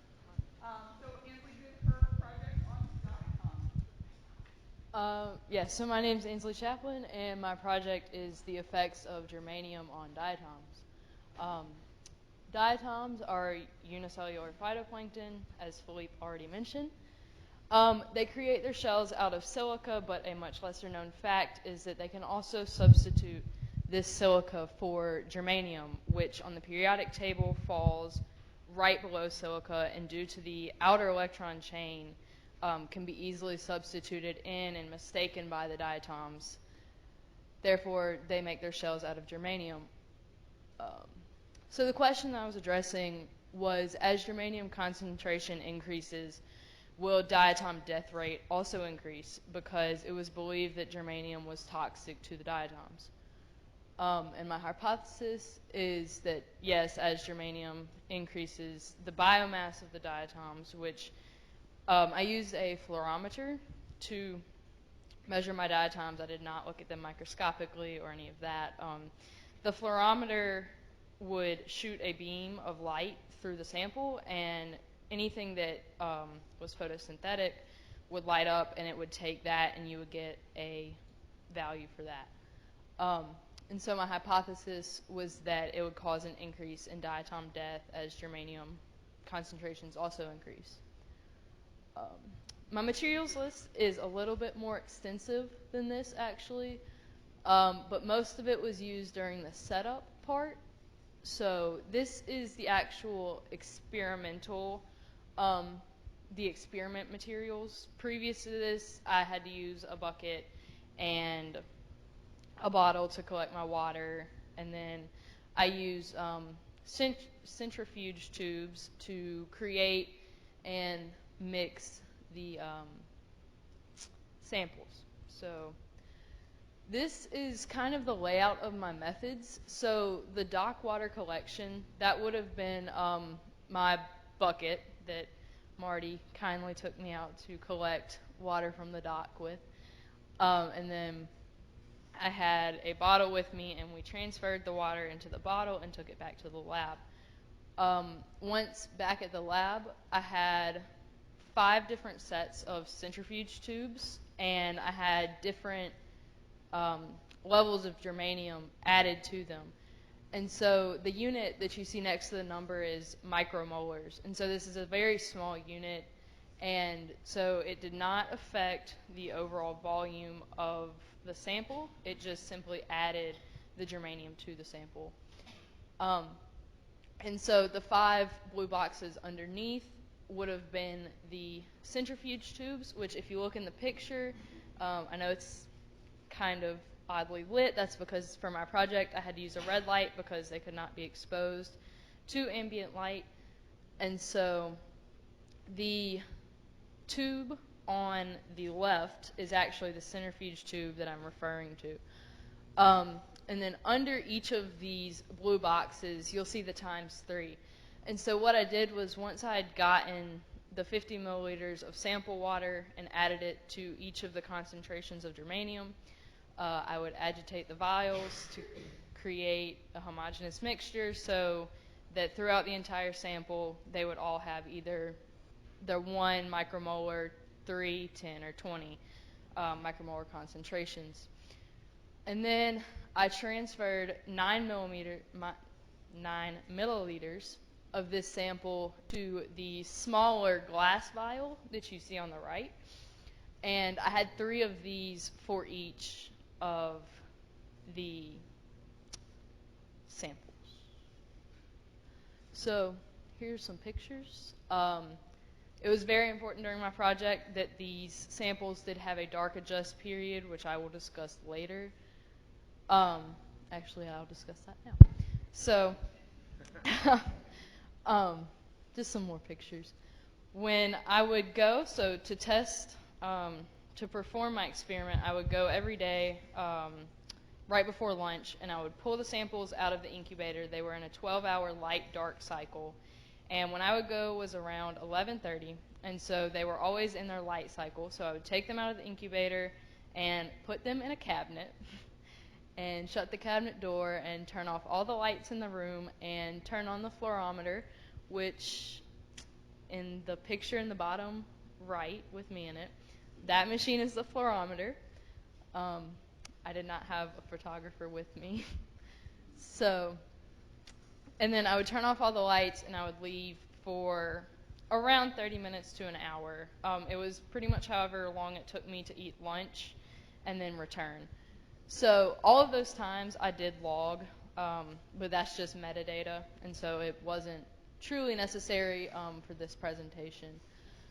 So when I would return, it was very important to not turn on the lights and that no one had turned on the lights. I would remove the samples from the cabinet and turn on the red light. I could use the red light because red light does not trigger photosynthetic, does not trigger photosynthesis in the way that the fluorometer was reading it. So the picture on the left is actually my test tube rack, and those are my samples.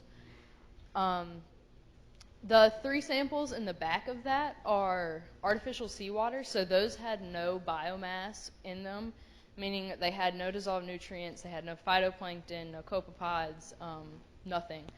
And then the samples in the front are my control, the 1 micromolar, 3 micromolar, 10, and 20.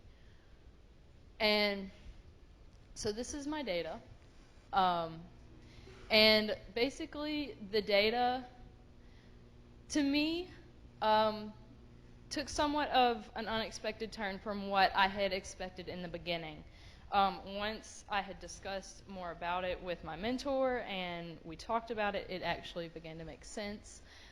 So there was a spike from day 1 and day 2 in the growth of the samples, and this was most likely due to me taking these diatoms out of their environment, and so they had no predators. You know, they were in a nice light-dark cycle. They had a nice sleeping pattern. They had food, and they had nutrients that they needed. But after, even on day 1, we can begin to see the drop with the 10 and 20 micromolars of germanium. But the most definitive day to me is day 3. And so going from day 2 to day 3, the error bars decreased a lot in my samples with the 10 and 20, and the concentration, or the biomass between the 3 and 10 sample got much larger. So I actually ran an ANOVA data analysis on this data from day 3, and it said, or it basically gave me a 98% guarantee that my hypothesis was correct. Truly, it was that my null hypothesis was incorrect, so that germanium did not have an effect, and we could be 98% sure that it did have an effect, if that makes sense. So towards the end, we do go from day 4 to day 7. In between there, we went to Panama City, so I was not able to sample on those days. But when I returned on day 7, everything had pretty much died and reached its level of, everything had pretty much evened out. And this is due to just, they ran out of nutrients. They were in a sealed vial.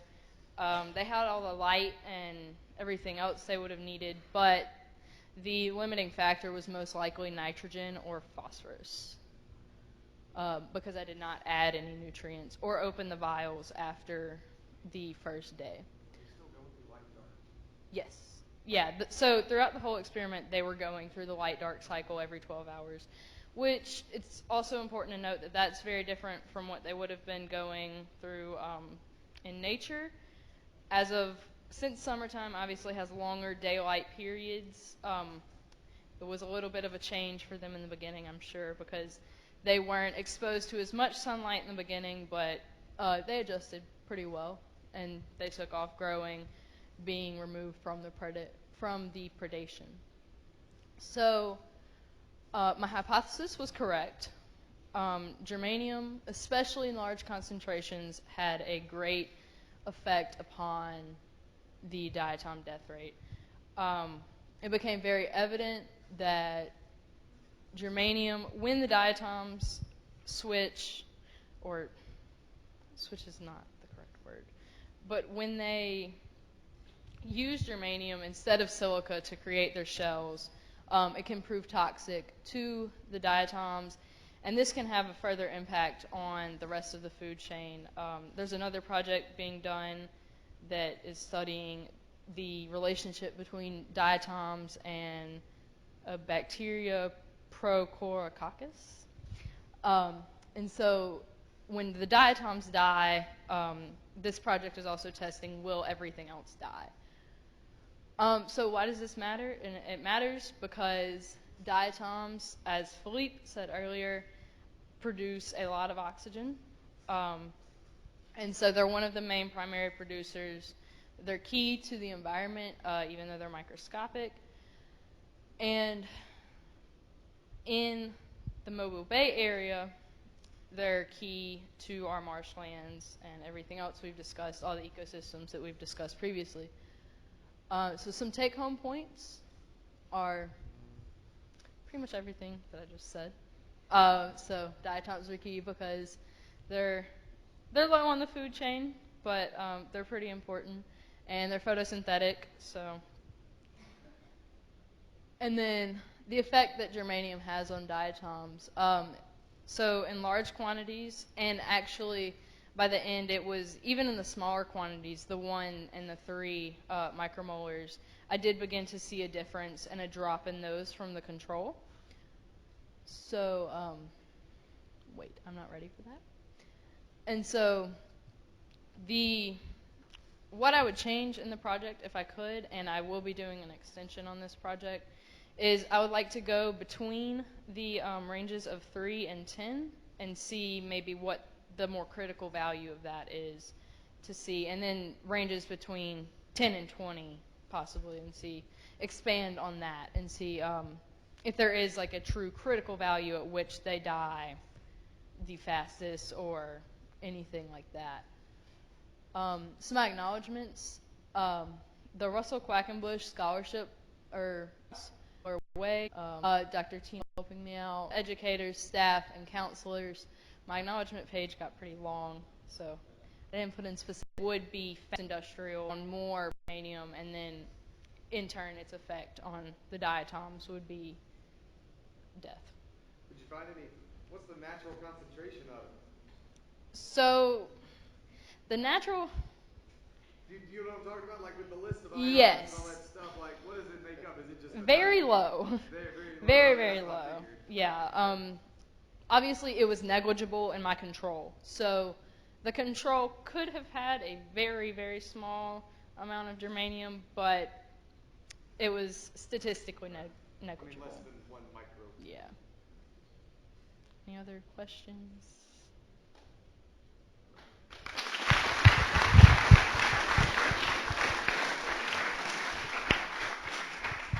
Great.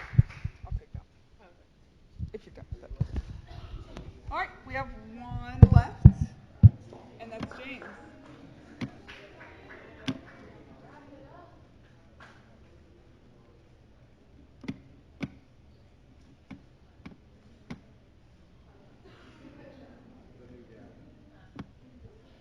Are you gonna walk? You know I'm a walker, Joey. I figured. Just make sure we can all hear you. Yeah. All right, this is James, and he did his project on the grass shrimp. Hi, everyone. Oh, that was really loud. So I know we've all been here for a very long time. I'm going to try to make this as short and as engaging as possible so we can all get home. So I did my project on something called the keratoid reflex, how it relates to command neurons, environmental stressors. It's a lot of overly complicated sciencey terms. I'm going to get into it first, what the keratoid reflex is, then what command neurons are, how they're impacted by environmental stressors, then a little bit about grass shrimp themselves, and then I'll get into my specific experiment. So first, what's the keratoid escape reaction? So let's go into the names first. Keratoid escape reaction, keratoid reflex, keratoid escape behavior. Those are the sciencey terms for it. Some more common terms you might have heard are lobstering and tail flipping. And basically what it is a defense mechanism, an escape mechanism. When a crustacean, specifically, more commonly it's shrimp, lobsters, and crayfish, right? When they're presented with a threat, a stimulus, a hazard, they will shoot away very, very quickly. There's some variations on it. In crayfish, a lot of them do sort of like a 180-degree flip in the water. A lot of shrimp just straight shoot back. But we'll get into why that variety occurs in a little bit. And what's really, really interesting about it is that it's one of the fastest reactions in the animal kingdom, right? So from the time that the stimulus is triggered to when the reaction is exhibited, it's incredibly, incredibly fast. And the reason that happens is because of that word innate up there, right? So this reaction is actually hardwired into the central nervous system of the shrimp. And we'll explain that in a bit. First, I have a video to play of the keratoid escape reaction to give you a better idea of what it is. So this is a video I took myself of the species of shrimp that I was testing. Palaemonides pugio, a couple other people did projects on him. So here it is. So this is in slow motion, slowed down considerably, and you'll see right there that shrimp just sort of shoots out of the way, right? Everybody saw that? So again, this is in slow motion, and this shrimp was very, very slow to exhibit the reaction. I had to poke it twice. I think it was kind of close to death, unfortunately. But usually it's triggered a lot faster than that. So there's a visual representation. Now we're going to talk a little bit about the command neuron concept, right? So I said earlier that the carrot escape reaction is one of the fastest reactions in the animal kingdom. And the reason that happens is because of those command neurons. Command neurons are tiny, tiny little groups of neurons that are actually embedded into the abdomen of the shrimp. And the abdomen is what provides those muscles, the thrust for that reaction to occur. Right? So in 1946, this guy named C.A.G. Wiersma, he discovered the reaction, he discovered these command neurons, and he gave them their name while studying crayfish. And it was a really, really big deal because he said that these tiny, tiny groups of neurons are entirely responsible for this massive muscle movement. You think, oh, it's just a tiny shrimp, it's not that big of a movement. But when you think about it, it's pretty complicated, right? It takes a lot of different muscles to contract that abdomen and send that shrimp rocketing backwards. So this was kind of a breakthrough in neurobiology because no one knew that like neurons this small could have such a large impact. So a lot of other studies were done. And from there, people discovered command neurons and command neuron-mediated behaviors in a lot of different animals. So insects, some fish, a wide variety of invertebrates. All these scientists were discovering similar things to the carrot escape reaction. And these two guys, Kupferman and Weiss, out of Cambridge University, they thought, well, this is getting too broad. We've kind of lost track of the core concept of the command neuron. They wanted to come up with a rule to sort of define what is a command neuron and what isn't. And they came up with something called the sufficiency necessity principle. And what that is, it's their definition to determine what is a command neuron and what isn't. So according to them, for something to be a command neuron, it has to be entirely sufficient to cause the movement that it's designed to cause, and it has to be necessary. There's no circumventing the command neuron to cause that same movement, right? And that was really, really, really controversial. A lot of scientists thought it was overly narrow and that a lot of things that people had been calling command neurons couldn't be called command neurons anymore. And right there in that 1972 study by Kupferman and Weiss, there was a massive splintering, right? A lot of people started using different definitions for command neurons and command neuron-mediated behaviors because they just had wildly different opinions on what they were and what caused them. And some scientists stopped using the term altogether because it was just too complicated. So that right there is really important because it represents sort of like all the stuff we don't know about command neurons and all the stuff we don't know about neurobiology. And so since then, this definition has gotten really, really, really convoluted. And the main thing that we need to figure out is if these command neuron-mediated behaviors, like the carotid reflex, are entirely governed by command neurons, right? So that's the question I'm going to be asking in this experiment. Are there factors other than command neurons that influence this carotid reaction? And my hypothesis is that yes. It's kind of too good to be true. You can't have these tiny little neurons that control such a complicated movement, right? And the way I did that was through a three-step process. It's a three-step process to figure this out. The first step is going to be changing an environmental factor, right? So command neurons are really, really tiny. They're not connected to any sensory systems that can sort of see or hear or feel the world around them. They're only impacted when they're directly triggered, whether through a physical stimulus or a vibration, right? They have no way of sensing environmental conditions. And because of that, that's the first step, is changing an environmental condition. Because of that, the carotid reflex or any command neuron-mediated behavior shouldn't be changed by changing the environment, right? If it's entirely mediated by command neurons. So that's the second step. The second step is seeing whether a change in the environment changes the carotid reflex. All right? So now we're going to talk a little bit about grass shrimp. The first thing I want to say about grass shrimp is right in their name. It's grass. They love their grass. They're found in salt marshes around here, like people did some awesome projects on, and they rely on grass for a lot of things, right? They're relying on it for habitat, for protection from predation. When you're an 1.5-inch long shrimp, a lot of things can eat you. So you need to hide in something, and they chose grass. They also rely on it for food, right? So they eat the dead grass, and they also eat some of the microfauna on it. So since these grass shrimp love their grass so much, you take them out of their grass, you've taken away the one thing they love the most in life, right? You're inducing environmental stress. And if you remember, that was the first step of that three-step process, right? So we got step 1 down. Step 2. This is my methods. If you'll see, I have 3 tanks. So this is tank 1, which is just a holding tank where I kept all my shrimp. Tank 2, this is called a biotope. It's basically a recreation of a specific habitat. In this case, it's a small salt marsh. So we've got some Spartina alterniflora, smooth cordgrass. and some marsh mud. And the third tank here, it's entirely bare. It's a grass shrimp's worst nightmare, right? So this is that second step. This is, excuse me, this is actually still the first step. This is changing an environmental condition. Changing an environmental condition in that shrimp. Now we're moving on to the second step. The second step is observing whether the keratoid reflex is exhibited differently in a different environmental condition. So how did I do that? I netted out one shrimp, and I put it into the biotope, the salt marsh recreation, right? And then I took that little metal probe there, I stuck it into the water, and after 3 seconds, I went and poked the shrimp. Simple as that, right? So the first time I poked it, at the 3rd second interval, I didn't touch it. And then every 3 seconds after that, so 6 seconds, 9 seconds, 12 seconds, I would physically touch the shrimp. I would poke it on its belly, right? And I was measuring, I started a timer when I put the probe in the water, and I was measuring how long it took before the shrimp exhibited the keratoid reflex. And when it did, I would stop the timer and record it, right? And I did that 20 times in the biotope, the salt marsh tank, and I did that 20 times in the bare tank. So here are some of my results. This is just my raw data, my table. So you can see I have 20 trials, and then I have 20 time values for the biotope, the salt marsh tank, and then 20 values for the bare tank. And as you can tell, it's pretty messy. There's not a lot there, right? The data kind of jumps all over the place, and our averages, they're slightly different, but that 0.14 of a second compared to the relatively large standard deviation of this data doesn't tell us much. It's kind of washed out by human error. So I was thinking, this data doesn't tell us much. I think I've been analyzing it wrong.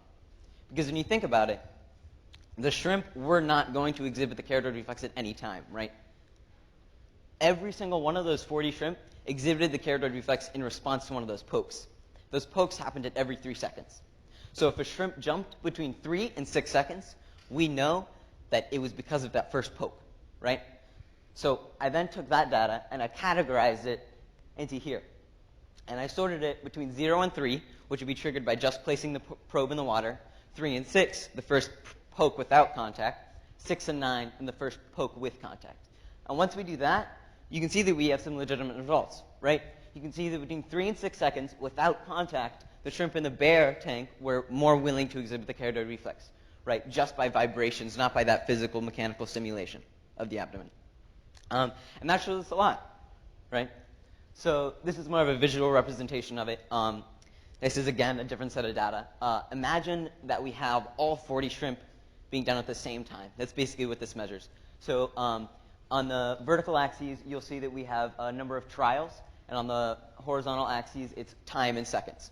So if we had all the trials running at the same time, you can see that after that 3 seconds, we have about a second for air for me communicating with my timer. And then after that 3 seconds, in the red line, which is the bare tank, we have a large jump in the number of reactions triggered. And that's because we had a stimulus at that 3-second mark. And that's important, because at that first stimulus, there were a lot of shrimp that jumped in the bare tank that didn't jump in the biotope tank. Does that make sense? Sweet. All right, moving on to my conclusion. This is the third step of that process. The first step was changing an environmental condition. The second step was seeing whether the keratoid reflex was impacted by the change in that environmental condition. And it was, right? We determined that the shrimp in the bare tank were a lot more willing, or considerably more willing to exhibit that keratoid reaction. So here's the third step, is taking that one step further and saying, okay, what does that tell us? It tells us that because those command neurons they just can't account for environmental changes, we know that the keratoid escape reaction is influenced by factors that have nothing to do with command neurons, right? And so a lot of scientists today are saying, oh, there are these intermediary neurons that play a role in it, right? And so it makes some sense. It fits into some recent studies, but it's very, very muddy. It's very not well understood. Some people are trying to map out the individual neural pathways and the individual circuits, and that's very difficult to do. Measuring these tiny electromagnetic waves is just really, really difficult. So I tested it indirectly, but your more precise measurements are going to come from those exact measurements of neural connections, right? So that's a lot of my error there, is testing it indirectly and having to go through those 3 steps. There's a lot of error inherent in that, right? Yeah, so from here, I have my acknowledgement slide. Have a bunch of people to thank. First of all, Marty, Danny, Lori, and Ashley, you guys were awesome counselors, putting on with us for a month. Not easy to do. Greg, Joanne, Chris, and Tina are awesome educators. We learned a ton from you. We really appreciate it. Tina in particular, she was my mentor. Came to her a bunch of times saying, Tina, I don't know how to test it. Tina, I don't know how to analyze my data. And every single time she was super helpful, pointing me in the right direction. So thank you. And lastly, we have Tori and Maddie, who were my timers, and I couldn't have done my experiment without them, so thank you very much. And my family for supporting me coming out here. Yeah. Lastly, thank you guys so much. It's been a long day. You sat through a bunch of presentations, so thank you for coming out here. Does anyone have any questions? If we want to go home, that's fine. You don't get to ask me a question. You're my mother.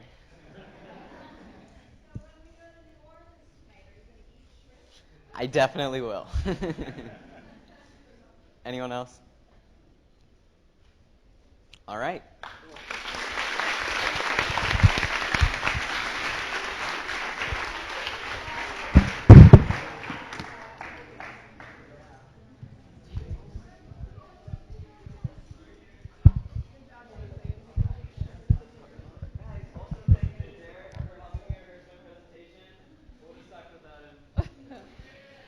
All right, I think one thing that's demonstrated this morning is what an impressive group of young people came down to join us this summer. We have really enjoyed them, and I think another round of applause is due.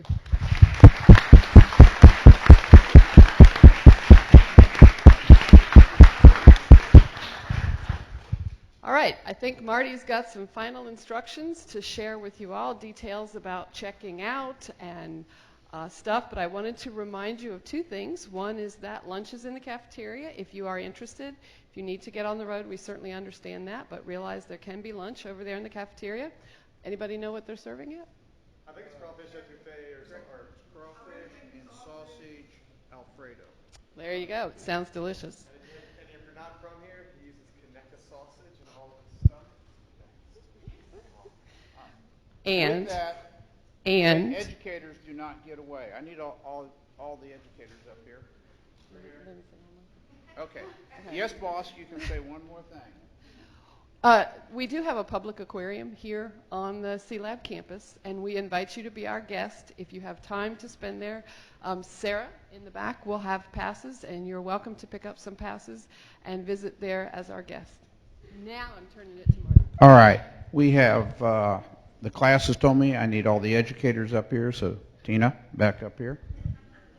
Up here is not good enough. No. Out here. Out in front, Greg.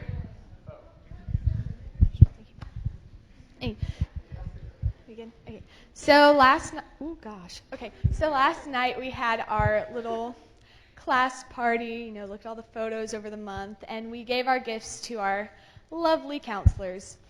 But we did not forget about our amazing educators. They've put up with us over the month with our questions that they probably thought were trivial, and we're so thankful that they've taught us. We've learned so much from them, and they're part of the reason this experience has been so amazing. And so we just wanted to thank our educators with little gifts, of course, pictures of us that we've signed, and we just wanted to give these to you guys. You guys have been so amazing, and we would not have learned nearly as much with any other educators, and we wouldn't have it any other way. So thank you so much.